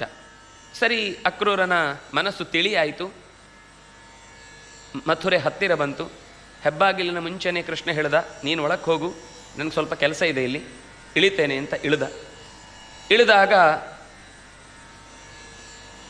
ಅಲ್ಲಿ ಒಬ್ಬ ಎದುರುಗಡೆ ರಜಕ ಸಿಕ್ಕಿದ, ಮಡಿವಾಳ, ಬಟ್ಟೆಯನ್ನು ಒಗೆದು ಕೊಡುವವ. ಅಂದರೆ ಮಡಿ ಅಂದರೆ ಮಡಿಭೂಷಾಯಾಮ್ ಅಂತ, ಯಾವುದನ್ನು ಚೆನ್ನಾಗಿ ಉಟ್ಟು ತೊಟ್ಟು ನಾವು ಸಂತೋಷ ಪಡ್ತೇವೋ ಅಂಥ ಬಟ್ಟೆಯನ್ನು ಮಾಡಿಕೊಡುವವ. ಇವನು ಹೋಗಿ ಕೇಳ್ದ, ನಾನು ಕಂಸನ ಹತ್ರ ಹೋಗ್ಲಿಕ್ಕಿದೆ, ಒಳ್ಳೆ ಬಟ್ಟೆಗಳು ಬೇಕು, ನಾವು ರಾಜ ಮನೆತನಕ್ಕೆ ಹೋಗುವಾಗ ಸ್ವಲ್ಪ ಆದರೂ ಮರ್ಯಾದೆ ಇರಬೇಕು, ನಾವು ಹಳ್ಳಿಯಿಂದ ಬಂದಿದ್ದೇವೆ, ನಮ್ಮ ಡ್ರೆಸ್ಸು ಸ್ವಲ್ಪ ಹಳ್ಳಿ ಥರ ಇದೆ, ಸ್ವಲ್ಪ ಚೆನ್ನಾಗಿರೋ ಬಟ್ಟೆ ಬೇಕು, ಕೊಡು ಅಂತ. ಅವನು ಕಾಲು ಕೆರ್ಕೊಂಡು ಕೃಷ್ಣನ ಹತ್ರ ಸೀದಾ ಯುದ್ಧಕ್ಕೆ ಬಂದ ಮೇಲೆ ಉಳಿಸೋದಿಲ್ಲ ಅಂತ ಅವನನ್ನು ಅಲ್ಲೇ ಚಚ್ಚಿಕೊಂಡ, ಬಟ್ಟೆಯನ್ನೆಲ್ಲ ತೆಗೆದುಕೊಂಡ. ಅಷ್ಟೊತ್ತಿಗೆ ಒಬ್ಬ ದರ್ಜಿ ಸಿಕ್ಕಿದ, ಅವರ ಊರಿನವನೇ, ಹಳಬ, ಪೇಟೆಗೆ ಬಂದು ಸೆಟ್ಲಾಗಿದ್ದ. ಕೃಷ್ಣನನ್ನು ನೋಡಿದ ತಕ್ಷಣ ಕೃಷ್ಣ ಅಂತ ಓಡಿ ಬಂದು ಅವನನ್ನು ಅಪ್ಪಿಕೊಂಡ. ಕೃಷ್ಣ ಅವನನ್ನು ಬಹಳ ಪ್ರೀತಿಯಿಂದ ಮಾತಾಡಿಸಿದ. ಆ ಬಟ್ಟೆಯನ್ನು ನೋಡ್ದ, ಅಯ್ಯೋ ಇದೆಲ್ಲ ದೊಗಲೆ ಇದೆ, ನಾನು ಇದನ್ನು ಚಂದ ಮಾಡಿಕೊಡ್ತೇನೆ ಅಂತ ಹೊಲಿದು ಅವನಿಗೆ ಬೇಕಾಗುವ ಬಟ್ಟೆಯನ್ನು ಮಾಡಿಕೊಟ್ಟ. ಅಷ್ಟೇ ಅಲ್ಲದೆ ತಾನೇ ಅಲ್ಲಿ ಬಹಳ ಚೆನ್ನಾಗಿದೆ ಬಟ್ಟೆಯನ್ನು ಹೇಗೆ ತಯಾರು ಮಾಡುವುದು ಅಂತ, ಹತ್ತಿಯನ್ನೆಲ್ಲ ನೂಲನ್ನು ತೆಗೆದು ಇಂತಿಂಥ ಗೈರಿಕ ಧಾತುಗಳನ್ನು ತಂದು ಅದರಲ್ಲಿ ಮುಳುಗಿಸಿ ಬಟ್ಟೆಯನ್ನು ಒಣ ಹಾಕಿ ಕೃಷ್ಣನಿಗೋಸ್ಕರ ಸ್ಪೆಷಲ್ಲಾಗಿ ಮಾಡಿದಂತಹ ಬಣ್ಣದ ನೂಲುಗಳನ್ನು ನೇಯ್ದು ಅದನ್ನು ಹೊಲಿದು, ಕೃಷ್ಣ ಇದನ್ನು ನೀನು ನನ್ನ ಕಡೆಯಿಂದ, ಇದು ನಿನಗೋಸ್ಕರ ಕೊಡಲಿ, ಎಷ್ಟು ಅಂತ ಕೇಳಿದ. ಅಯ್ಯೋ ಕೃಷ್ಣ, ಇದಕ್ಕೆ ನಾನು ನಿನಗೋಸ್ಕರ ಕೊಡಬೇಕಾದ ಕಾಣಿಕೆ ಇದು ಅಂತ ಆ ವಾಯಿಕನ ಕೈಯಿಂದ ಏನೂ ಬೇರೆಯನ್ನು ನಿರೀಕ್ಷಿಸಿದವನು ಕೊಟ್ಟ ಬಟ್ಟೆಯನ್ನು ಕೊಟ್ಟು ಅನುಗ್ರಹಿಸಿ ಮುಂದೆ ಹೋಗುವಾಗ ಇನ್ನೊಬ್ಬ ಹೂ ಕಟ್ಟುವವ ಸಿಕ್ಕಿದ. ಕೃಷ್ಣನನ್ನು ನೋಡಿ ಅವನೂ ಅಚ್ಚರಿಯಿಂದ, ಇಲ್ಲಿ ಕೃಷ್ಣ ನೀನು ಅಂತ ಅವನೂ ಬಂದು ಆರಾಮವಾಗಿ ಅವನನ್ನು ಆಲಿಂಗಿಸಿಕೊಂಡ. ಕೃಷ್ಣನ ಸೇವೆ ಮಾಡಲಿಕ್ಕೆ ಅಂತ ವನಮಾಲೆಯನ್ನು ಕಟ್ಟಿಕೊಟ್ಟ. ಕಾಡಿನ ಹೂಗಳನ್ನು ಎಲೆಗಳ ಜೊತೆಗೆ ಪಾದದ ತನಕವೂ ತಾಗುವಂತಹ ಮಾಲೆಯನ್ನು ಹಾಕಿಕೊಟ್ಟ. ಕೃಷ್ಣ ಅದನ್ನು ಧರಿಸಿದ. ಮತ್ತೊಬ್ಬಳು ಸಿಕ್ಕಿದ್ದು, ತ್ರಿವಕ್ರ, ದೇಹದ 3 ಬಾಗುವಿಕೆಯಿಂದ ಕೂಡಿದವಳು. ಅವಳನ್ನು ಕಾಲು ಮಾತ್ರ ನೋಡಿದ್ದಾಳೆ, ಕೃಷ್ಣ ಅಂತ ಗೊತ್ತಾಗಿದೆ. ಕಣ್ಣೀರಿನಿಂದಲೇ ಕಾಲು ತೊಳೆದು, ನಾನು ನಿನಗೊಂದಿಷ್ಟು ಗಂಧ ಅತ್ತರುಗಳನ್ನು ಹಚ್ಚಲೇ ಅಂತ ಕೇಳಿದ್ಲು. ಕೃಷ್ಣ ಹೇಳಿದ, ನಾನೇ ಹಚ್ಚಿಸಿಕೊಳ್ತೇನೆ ಬಾ ಅಂತ ಕೆಳಕ್ಕೆ ತಗ್ಗಿ ಕೂತ. ಅವಳೆಲ್ಲ ಹಚ್ಚಿದ್ಲು. ಹಾಗೆ ಗಲ್ಲವನ್ನು ಹಿಡಿದು ಎದ್ದು ನಿಂತರೆ ದೇಹದ ವಕ್ರಗಳೆಲ್ಲ ಕೊರತೆ ಎಲ್ಲ ಹೋಗಿ ಚಂದದ ರೂಪವನ್ನು ಪಡೆದು ಮತ್ತೆ ಅತ್ಯಂತ ಸುಂದರಿಯಾದ್ಲು. ಕೃಷ್ಣನನ್ನು ಕೇಳಿದ್ಲು, ಮನೆಗೆ ಬಾ, ನಿನ್ನ ಸೇವೆ ಮಾಡ್ತೇನೆ, ಆರಾಧನೆ ಮಾಡ್ತೇನೆ ಅಂತ, ಮುಖ್ಯ ಕೆಲಸ ಇದೆ, ಆಮೇಲೆ ಬರ್ತೇನೆ ಅಂತ ಅವಳನ್ನು ಕಳುಹಿಸಿ ಸೀದಾ ಅರಮನೆಯ ಒಳಭಾಗಕ್ಕೆ ನುಗ್ಗಿದ್ದಾನೆ. ಅಷ್ಟರಲ್ಲೇ ಒಂದು ಮಂಚದಲ್ಲಿ ಇಟ್ಟಿದ್ದಂತಹ ದೊಡ್ಡದಾದ ಧನುಸ್ಸು ಕಂಡಿದೆ. ಎಲ್ಲ ಕಾಲು ಆಳುಗಳೆಲ್ಲ ನಿಂತುಕೊಂಡು ಅದನ್ನು ರಕ್ಷಣೆಗೆ ನಿಂತಿದ್ದಾರೆ. ಇವರು ಒಳಗೆ ಹೋಗಬೇಕು ಅಂದರೆ ತಡೆದ್ರು. ಆಗ ಕೃಷ್ಣ ಬಲರಾಮನಿಗೊಂದು ಸನ್ನೆ ಮಾಡ್ದ. ಸರಿ ಇಂಥ ವಾಪಸ್ ಹೋಗೋರಾಗೆ ಮಾಡಿ ಬಲರಾಮ ಓಡಿ ಅದರೊಳಗೆ ನುಗ್ಲಿಕ್ಕೆ ಹೋದ. ಆಚೆ ಈಚೆ ಇದ್ದವರೆಲ್ಲ ಸೇರಿಕೊಂಡು ಬಲರಾಮನ ಹಿಡ್ಕೊಳ್ಳಿಕ್ಕೆ ಹೋದರೆ ಕೃಷ್ಣ ಈ ಬದಿಯಿಂದ ಹೋದ, ಸೀದಾ ಆ ಧನುಸ್ಸನ್ನು ಹಿಡಿದ, ಅದನ್ನು ಎತ್ತಿದ, ಹಗ್ಗವನ್ನು ಕಟ್ಟಲಿಕ್ಕೆ ಅಂತ ಎಳೆದ, ಮುರಿದು ದೊಡ್ಡ ಸದ್ದಾಯಿತು. ಕಂಸನ ಎದೆ ಪುಡಿ ಮಾಡಿದ ಸದ್ದದು. ಕಂಸನಿಗೆ ಹಿಂದಿನ ದಿವಸದಿಂದಲೇ ರಾತ್ರಿಯೆಲ್ಲ ಕೃಷ್ಣನದ್ದೇ ಕನಸು. ಈಗ ಎದೆ ಒಡೆದಾಗಂತೂ ನನ್ನ ಸಾವು ಪೂರ್ತಿ ಹತ್ತಿರಕ್ಕೆ ಬಂತು ಅಂತ ಡಿಂಬ ಒಡೆದ ಸದ್ದಿನಿಂದಲೇ ಬೆಚ್ಚಿಬಿದ್ದ. ಎಲ್ಲ ಮಂಚದಲ್ಲಿ ಸಮಾವೇಶ ಆಗಿತ್ತು. ಬಾಲ್ಕನಿಯ ಬಂಧುಗಳೆಲ್ಲ ಕೂತಿದ್ರು, ದೇವತೆಗಳು ಮೇಲಿನಿಂದ ಕೂತಿದ್ರು. ಊರವರನ್ನೆಲ್ಲ ನಾವಿವತ್ತು ಸ್ಟೇಡಿಯಂ ಹೇಳ್ತೇವಲ್ವ, ಯಥಾವತ್ತಾಗಿ ಒಂದು ದೊಡ್ಡ ಸ್ಟೇಡಿಯಂ ತಯಾರು ಮಾಡಿದ್ದಾನೆ. ಮಾಡಿದ್ದು ಯಾಕೆ ಅಂದರೆ, ಯಾರ ಹೆಸರಿನಿಂದ ನಿಮಗೆಲ್ಲ ಧೈರ್ಯ ಬಂದಿದೆಯೋ ಆ ಹೆಸರಿನವನ ಕೃಷ್ಣನ ಸಾವನ್ನು ನೀವು ಇದೇ ವೇದಿಕೆಯಲ್ಲಿ ನೋಡಿದ ಮೇಲೆ ನನ್ನ ಹೆದರಿಕೆಯಿಂದ ನೀವು ಯಾರೂ ಕೂಡ ನಾಳೆಯಿಂದ ಒಂದು ಕಿಮಕ್ ಅನ್ನಬಾರ್ದು, ಆ ರೀತಿ ಮಾಡ್ತೇನೆ ಅಂತ ಎಲ್ಲರನ್ನು ತಂದು ಕೂಡಿಸಿ ಕೃಷ್ಣನನ್ನು ಚಾಣೂರ ಮುಷ್ಟಿಕರಿಂದ ಕೊಲ್ಲಿಸಬೇಕು ಅಂತ ಪ್ರಯತ್ನ ಪಟ್ಟಿದ್ದ. ರಂಗ ಪ್ರವೇಶ ಆಯಿತು. ಅಷ್ಟೊತ್ತಿಗೆ ದೊಡ್ಡ ಕುವಲಯಾಪೀಡ ಅನ್ನುವ ಆನೆ ಅವರನ್ನು ಎದುರಿಸಿದೆ. 2 ದಂತಗಳನ್ನು ಹಿಡಿದೆತ್ತಿ ಅದನ್ನು ಮುರಿದು ಅದನ್ನು ನೆಲಕ್ಕೆ ಬಗೆದು ನೆಲವನ್ನು ಗೀರುತ್ತಾ ಒಳಕ್ಕೆ ಬರ್ತಾ ಇದ್ದರೆ ಮುಷ್ಟಿಕ ಮತ್ತು ಚಾಣೂರು ತೊಡೆ ತಟ್ಟಿಕೊಂಡು ಮೈ ತಟ್ಟಿಕೊಂಡು ಮೈಯಲ್ಲೆಲ್ಲ ಚೆನ್ನಾಗಿ ಮಣ್ಣನ್ನು ಹಾಕಿಕೊಂಡು ನುಗ್ಗಿದ್ದಾರೆ. ಬಹಳ ಹೊತ್ತು ಕೃಷ್ಣ ಮತ್ತು ರಾಮ ಅವರ ಕೈಗೆ ಸಿಗಲೇ ಇಲ್ಲ. ಬರೀ ಆಟ ಆಡಿಸಿದ್ರು ಅಲ್ಲೇ ಮಣ್ಣಿನ ಸುತ್ತ. ಎಲ್ಲ ಹುಡುಗರು ಹುಡುಗಿಯರು ಮೇಲಿನಿಂದ ದೊಡ್ಡವರು ಒಬ್ಬೊಬ್ರದೊಂದು ಕಮೆಂಟ್, ಆ ಕಮೆಂಟ್ ಓದೋದೇ ಚಂದ, ಕೃಷ್ಣನ ಬಗ್ಗೆ ಏನೇನು ಹೇಳ್ತಿದ್ರು ಅಂತ. ಆ ದೇಹವನ್ನು ಇಷ್ಟು ಮೆತ್ತಗಿನ ಬೆಣ್ಣೆಯಂಥ ಮೈಯಲ್ಲಿ ಇಂಥ ರಾಕ್ಷಸರನ್ನೆಲ್ಲ ಕೊಲ್ಲುವ ತಾಕತ್ತು ಎಲ್ಲಿಂದ ಬಂದೀತು? ಅವರ ತಂದೆ ತಾಯಿಗಳು ಏನಂತಾರೋ ಏನು, ಹೀಗೆ ಹಾಗೆ ಅಂತ ಅವರವರಿಗೆ ಕಂಡ ಸಂಗತಿಗಳನ್ನೆಲ್ಲ ಕಥೆಗಳನ್ನೆಲ್ಲ ನೆನಪಿಸಿಕೊಂಡು ಮಾತಾಡ್ತಾ ಕೊನೆಗೆ ಕೃಷ್ಣ ಅವರಿಬ್ಬರನ್ನು ಮುಷ್ಟಿಕನನ್ನು ಕೃಷ್ಣ ಸಂಹಾರ ಮಾಡಿದ, ಚಾಣೂರರನ್ನು ಬಲರಾಮ ಸಂಹಾರ ಮಾಡಿದ. ಮುಷ್ಟಿಕ ಅಂತ ಅವನಿಗೆ ಹೆಸರು ಯಾಕು ಅಂದರೆ, ಮುಷ್ಟಿಯಿಂದಲೇ ತನ್ನ ಎದುರುಗಡೆ ಸಿಕ್ಕಿದವರನ್ನೆಲ್ಲ ಚೆನ್ನಾಗಿ ನಾಶ ಮಾಡ್ತಾ ಇದ್ದ. ಚಾಣೂರ ಅಂತಂದರೆ, ಚಾಣ ಅಂದರೆ ಜಾಣ ಅಂತ. ಎದೆಗೆ ಬಗಿದು ಹೊಡೆಯುವುದರಲ್ಲಿ ಅವನು ಅತ್ಯಂತ ಜಾಣ ಇದ್ದ. ಹಾಗಾಗಿ ಅವನಿಗೆ ಚಾಣೂರ. ಅವನು ಇನ್ನೂ ಅನ್ನೋದೊಂದು ವಿಶೇಷಣ ಕೊಟ್ಟರು, ಅವನು ಆಂಧ್ರದವನು. ಸ್ವಲ್ಪ ಹೆಚ್ಚು ದುರಭಿಮಾನ ಜಾಸ್ತಿ. ಅಂಧರಮಣ ಅಂದರೆ ದುರಭಿಮಾನ ಸಿಕ್ಕಾಪಟ್ಟೆ. ಎಲ್ಲ ಮುಗಿಸುವುದು ಅಂತ ಒಂದೇ. ಪ್ರೀತಿ ಮಾಡಿದರೆ ಅತ್ಯಂತ ಅತಿಯಾದ ಪ್ರೀತಿ, ದ್ವೇಷ ಅಂದರೆ ಅತಿಯಾದ ದ್ವೇಷ. ಅಂತಹ ಚಾಣೂರ ಆಂಧ್ರ ಅವನನ್ನು ಕೃಷ್ಣ ನಿಸೂದನಃ, ಮುಷ್ಟಿಕನನ್ನು ಬಲರಾಮ ಕೊಂದ, ಚಾಣೂರನನ್ನು ಕೃಷ್ಣ ಕೊಂದ. ಹೀಗೆ ಕೃಷ್ಣ ಬಲರಾಮರು ಸೀದಾ ಆ ವೇದಿಕೆಯ ಮೇಲೆ ಹತ್ತಿದ್ದಾರೆ. ಏನು ಮಾವ ಚೆನ್ನಾಗಿದ್ಯಾ ಅಂತ ಕೇಳ್ದ. ಸಿಟ್ಟಿನಿಂದ ಅವನೇ ಹಿಡಿದು ಕೊಲ್ಲಬೇಕು ಅಂತ ಹೋದರೆ ಅವನ ಕಿರೀಟವನ್ನು ಕೆಳಕ್ಕೆ ಬೀಳಿಸಿ ನೆಲಕ್ಕೆ ಉರುಳಿಸಿ ಕತ್ತಿ ಹಿಸುಕಿ ಎದೆಗೆ ಒದ್ದು ಅವನನ್ನು ಕೊಂದ. ಅವನ 13 ಜನ ತಮ್ಮಂದಿರು ಆಗಲೇ ದೊಡ್ಡ ಸೈನ್ಯವನ್ನು ಹಿಡ್ಕೊಂಡು ಕೃಷ್ಣನ ಮೇಲೆ ದಾಳಿ ಮಾಡಲಿಕ್ಕೆ ಬಂದರೆ ಗರುಡ ಬೇಗ ಕೃಷ್ಣನಿಗೆ ಸಹಾಯಕನಾಗಿ ಅವನ ಹೆಗಲ ಮೇಲೆ ಕೂಡಿಸಿಕೊಂಡು ಅಷ್ಟು 22 ಅಕ್ಷೋಹಿಣಿ ಸೈನ್ಯವನ್ನು ಕೃಷ್ಣ ಒಬ್ಬನೇ ಬಲರಾಮನ ಜೊತೆಗೆ ಸೇರಿಕೊಂಡು ನಾಶ ಮಾಡಿದ್ದಾರೆ. ಅಲ್ಲಿ ಕೂತವರಿಗೆಲ್ಲರಿಗೂ ಕೃಷ್ಣನ ಲೀಲೆ ತಾನಾಗಿ ಗೊತ್ತಾಗಿ ಇನ್ನಷ್ಟು ಭಕ್ತಿ ಹೆಚ್ಚುವುದಕ್ಕೆ ಕಾರಣ ಆಯಿತು ಹೊರತು ಕಂಸನ ಆಲೋಚನೆಯಂತೆ ಕೃಷ್ಣನನ್ನು ಕೊಂದು ಅವನ ಮೇಲಿನ ಭಯವನ್ನು ಹೆಚ್ಚಿಸಬೇಕು ಅನ್ನುವ ಆಲೋಚನೆ ನಡೀಲೇ ಇಲ್ಲ. ಹೀಗೆ ಕೃಷ್ಣ ತನ್ನ ಲೀಲೆಯಿಂದ ಎಲ್ಲರನ್ನೂ ಕೂಡ ಮುದಗೊಳಿಸಿದ್ದಾನೆ. ಮೊದಲು ಹೊರಟ ತಕ್ಷಣ ತಂದೆ ತಾಯಿಗಳನ್ನು ಕಾರಾಗಾರದಿಂದ ಬಿಡಿಸಿ ಹೊರಗೆ ಕರೆತಂದಿದ್ದಾನೆ. ಉಗ್ರಸೇನನನ್ನು ಬಿಡಿಸಿದ್ದಾನೆ. ಎಲ್ಲ ಸ್ತ್ರೀಯರು, ದೊಡ್ಡವರು, ಚಿಕ್ಕವರು, ಮಕ್ಕಳು ಎಲ್ಲರೂ ಬಂದು ಮುಗಿಬಿದ್ದು ಕೃಷ್ಣನನ್ನು ಮೆರವಣಿಗೆ ರೀತಿಯಲ್ಲಿ ಹೆಗಲ ಮೇಲೆ ಹಾಕ್ಕೊಂಡು ನಾವೆತ್ಕೊಳ್ತೇವೆ ಅಂತ ಎತ್ಕೊಂಡು ಕೃಷ್ಣ ಎಲ್ಲರ ತಲೆ ಮೇಲೇ ಒಂದು ಸುತ್ತಿದ್ದಾನೆ. ನೆಲಕ್ಕೆ ಕಾಲಿಡ್ಲಿಕ್ಕೆ ಬಿಡಲಿಲ್ಲ. ಇಬ್ಬರೂ ಕೂಡ ತಂದೆ ತಾಯಿಗಳಿಗೆ ನಮಸ್ಕಾರ ಮಾಡಿದ್ದಾರೆ. ನಮಸ್ಕಾರ ಮಾಡುವಾಗ ಕೃಷ್ಣ ಬಹಳ ಚೆನ್ನಾಗಿ ಮಾತಾಡ್ತಾನೆ. ಒಬ್ಬ ಹುಡುಗ ಬದುಕಿದ್ದು ಕೂಡ ತನ್ನ ಅಮ್ಮನನ್ನು ಬಂಧುಗಳನ್ನು ಚೆನ್ನಾಗಿ ನೋಡ್ಕೊಳ್ಳಿಲ್ಲ ಅಂದರೆ ಅವನು ಬದುಕಿದ್ದ ಹೆಣ ಇದ್ದ ಹಾಗೆ. ನಾನು ಅಂಥ ಒಂದು ತಪ್ಪು ಮಾಡಿದ್ದೇನೆ, ನನ್ನ ಕ್ಷಮಿಸ್ಬಿಡಿ ಅಂತಾನೆ. ಅಯ್ಯೋ, ಇಂಥ ತಪ್ಪು ಮಾತಾಡಿ ನಮ್ಮನ್ನು ಮತ್ತೆ ಮೋಹಕ್ಕೆ ಈಡು ಮಾಡಬೇಡ. ನೀನು ಹುಟ್ಟುವಾಗಲೇ ಏನು ಅಂತ ಗೊತ್ತಿದ್ದೇ ನಮ್ಮನ್ನೇ ರಕ್ಷಿಸುವುದಕ್ಕೋಸ್ಕರ ನಮ್ಮನ್ನೇ ಪಾಲಿಸಿ ಪೋಷಿಸುವುದಕ್ಕಾಗಿ ಜಗತ್ತಿನ ತಂದೆ ತಾಯಿಯಾಗಿ ಬಂದವನು ನೀನು ಇಂಥ ಮಾತಾಡಬಾರ್ದು. ಕೃಷ್ಣ ಹೇಳ್ತಾನೆ, ಹಾಗೆಲ್ಲ ಅಲ್ಲ, ಲೋಕದಲ್ಲಿ ನಾನು ಮಗ, ನೀವು ತಂದೆ ತಾಯಿ, ನನ್ನ ಹತ್ರ ನಮಸ್ಕಾರ ಮಾಡಿಸ್ಕೋಬೇಕು ಅಂತ ಮತ್ತೆ ಇನ್ನೊಮ್ಮೆ ಜೋರಾಗಿ ನಮಸ್ಕಾರ ಮಾಡಿ ಎಲ್ಲರೂ ನೋಡುವಾಗ ಎಂಥ ತಂದೆ, ಎಂಥ ತಾಯಿ, ಎಂಥ ಮಕ್ಕಳು, ಎಂಥ ಪ್ರೀತಿ. ಅವ್ರ ಮನೆಯ ತಂದೆ ತಾಯಿಗಳ ಬಗ್ಗೆ ಎಲ್ಲ ಭಾವನೆಗಳು ಜಾಸ್ತಿ ಆಯಿತು. ಕೃಷ್ಣ ಮಾಡಿದ್ದು ಅದಕ್ಕೋಸ್ಕರ. ಅವನು ನಮಸ್ಕಾರ ಮಾಡದೇ ಇದ್ರೆ ತಂದೆ ತಾಯಿಗಳು ಕೇಳ್ತಿರ್ಲಿಲ್ಲ. ಆದರೆ ಉಳಿದವರೆಲ್ಲರಲ್ಲೂ ಕೂಡ ಕೃಷ್ಣನೇ ಹೀಗೆ ಮಾಡಿದನು. ಇಷ್ಟು ದೊಡ್ಡ ಲೀಲೆ ತೋರಿದವ, ಇಷ್ಟು ದೊಡ್ಡ ಮನುಷ್ಯ, ಇಷ್ಟು ದೊಡ್ಡ ಸಾಮರ್ಥ್ಯ ಇರುವವ ತನ್ನ ತಂದೆ ತಾಯಿಗಳನ್ನು ಎಷ್ಟು ಚೆನ್ನಾಗಿ ನೋಡಿ, ನಾವು ಕೂಡ ನಮ್ಮ ಮನೆಯಲ್ಲಿ ನಮ್ಮ ಅಪ್ಪ ಅಮ್ಮನನ್ನು ಚೆನ್ನಾಗಿ ನೋಡ್ಕೊಳ್ಬೇಕು, ನಮ್ಮ ಬಂಧುಗಳನ್ನು ಪ್ರೀತಿಯಿಂದ ಕಾಣಬೇಕು ಅನ್ನುವ ಎಚ್ಚರ ಆ ಕೃಷ್ಣನ ನಮಸ್ಕಾರ ಒಂದು ಭಾವ ಅಷ್ಟು ಕೆಲಸ ಮಾಡಿತು. ಅಂದರೆ ಒಬ್ಬ ದೇಶದ ನಾಯಕ ತಾನು ಮಾಡಿದ ಒಂದು ತನ್ನ ಸರಳವಾದ ವರ್ತನೆಯಿಂದ ಇಡೀ ದೇಶಕ್ಕೇ ಒಂದು ಬದಲಾವಣೆಯನ್ನು ತಂದುಕೊಡುವ ಶಕ್ತಿ ಇರುತ್ತೆ ಅನ್ನೋದನ್ನು ನಾವು ಕೃಷ್ಣನಿಂದ ನೋಡಿದೆವು, ಇವತ್ತು ನೋಡ್ತಾ ಇದ್ದೇವೆ. ಹಾಗೆ ಇಡೀ ಜಗತ್ತು ಸ್ತಬ್ಧಗೊಂಡಿದೆ ಒಂದು ರೀತಿಯಲ್ಲಿ. ಕಂಸನ ವಧೆಯಿಂದ ದುಷ್ಟರೆಲ್ಲರಿಗೂ ಒಂಥರ, ಯಾಕೆಂದರೆ ಕಂಸ ಯಾರು ಅಂತ ನಮಗೆ ಏನು ಅಂದರೆ ಕೃಷ್ಣನಿಗೆ ಮಾವ ಅಂತ ಅಷ್ಟೇ ಗೊತ್ತಿದೆ. ಆದರೆ ಕಂಸನ ವ್ಯಾಪ್ತಿ ಎಷ್ಟಿತ್ತು ಅಂತ ಅನ್ನೋದನ್ನು ನಾವು ಯೋಚನೆ ಮಾಡಿಲ್ಲ. ನಮಗೆ ಗೊತ್ತಾಗಬೇಕಾದ ಸಂಗತಿ ಏನು ಅಂದರೆ, ಒಂದು ಮೇಲಿನ ಭಾಗದಿಂದ ಮಥುರೆಯ ಕೊನೆಯಲ್ಲಿ ಕಂಸ, ಇನ್ನೊಂದು ಭಾರತದ ತುದಿಯಲ್ಲಿ ಅಸಮ ಅಂತ. ಅಸಮ ಅಂದರೆ ಇವತ್ತಿನ ಅಸ್ಸಾಂ, ಅದನ್ನೇ ಪ್ರಾಗ್ಜ್ಯೋತಿಷಪುರ ಅಂತ ಕರೆದ್ರು. ಪ್ರಾಕ್ ಜ್ಯೋತಿಷಪುರ, ಸೂರ್ಯನ ಬಿಸಿಲು ಯಾವ ದೇಶಕ್ಕೆ ಮೊದಲು ಬೀಳ್ತಾ ಇತ್ತೋ ಅದು. ಆ ಜಾಗದಲ್ಲಿ ನರಕಾಸುರ ಇದ್ದ. ಇನ್ನೊಂದು ಜಾಗದಲ್ಲಿ ಮಗಧದಲ್ಲಿ ಅಂದರೆ ಬಿಹಾರದ ಕೆಳಭಾಗದಲ್ಲಿ ಜರಾಸಂಧ ಇದ್ದ. ಈ ಮೂವರು ಸೇರಿಕೊಂಡು ಇಡೀ ದೇಶವನ್ನು ತಮ್ಮ ವಶಕ್ಕೆ ತಂದುಕೊಳ್ಬೇಕು ಅಂತ ಯೋಚಿಸಿದ್ರು. ಕಂಸನ ವ್ಯಾಪ್ತಿ ಎಷ್ಟಿತ್ತು ಅಂದರೆ, ಅದರ ಮೇಲಿನ ದೆಹಲಿಯಿಂದ ಕೆಳೆದು ಹಿಡಿದು ಗಾಂಧಾರ, ಮೇಲಿನ ಯವನ ದೇಶ, ಇವತ್ತಿನ ಅಬುಧಾಬಿ, ಸೌರಾಷ್ಟ್ರ, ಆಚೆ ಈಚೆ ಏನೇನಿದೆ ಅದೆಲ್ಲವೂ ಕಂಸನ ಕೈಯಲ್ಲಿತ್ತು. ಈಚೆ ಭಾಗದಿಂದ ನರಕಾಸುರನ ಕೈಯಲ್ಲಿ ಮೇಲಿನ ರಶಿಕಾಹ, ಚೀಣಾಹ, ಹೂಣಾಹ, China, Russia, Mongolia, Japan, Sumatra, Indonesia, Burma, Myanmar, ಇದೆಲ್ಲ ಅವನು ಕೋಟೆಯಲ್ಲಿ ಅಡಗಿಕೊಂಡದ್ದೇ ಅದಕ್ಕೋಸ್ಕರ. ಯಾರೂ ಕೂಡ ಆ ಜಾಗಕ್ಕೆ ಬರ್ಲಿಕ್ಕಾಗ್ತದೆ. ಇವತ್ತಿಗೂ ನಾವು ಅಸ್ಸಾಮಿಗೆ ಹೋದರೆ ಗೊತ್ತಾಗುತ್ತೆ, ಅದೊಂಥರ ಕಣಿವೆ ಪ್ರದೇಶ. ಕಣಿವೆ ಪ್ರದೇಶ ಅಂದರೆ ಪ್ರತಿ ದಿವಸ ಪಾಪ ಅವರು 2 ಕಿಲೋಮೀಟರ್ ಮೇಲಕ್ಕೆ ಹೀಗೆ ಹತ್ತಬೇಕು, ಮೆಟ್ಲಿದ್ದು ಹತ್ತುದಲ್ಲ. ನಾವು ಇಲ್ಲಿಂದ 4 ಮೆಟ್ಲು ಹತ್ತುದಕ್ಕೆ ಒದ್ದಾಡ್ತೇವೆ, ಅಯ್ಯೋ ಇಷ್ಟು ಮೆಟ್ಲು ಹತ್ತುದಕ್ಕೆ ವ್ಯವಸ್ಥೆ ಚೆನ್ನಾಗಿಲ್ಲ ಇಲ್ಲಿ ಅಂತ. ಅಷ್ಟು ದಿನದ ವ್ಯವಹಾರವನ್ನು ನಡೆಸಲಿಕ್ಕೋಸ್ಕರ, ಇಲ್ಲಿ ಬೆಳೆದ ಸಂಗತಿಯನ್ನು ಮಾರಲಿಕ್ಕೋಸ್ಕರ ಪೇಟೆಗಲ್ಲಿ ಮೇಲಕ್ಕೆ ಹೋಗಬೇಕು.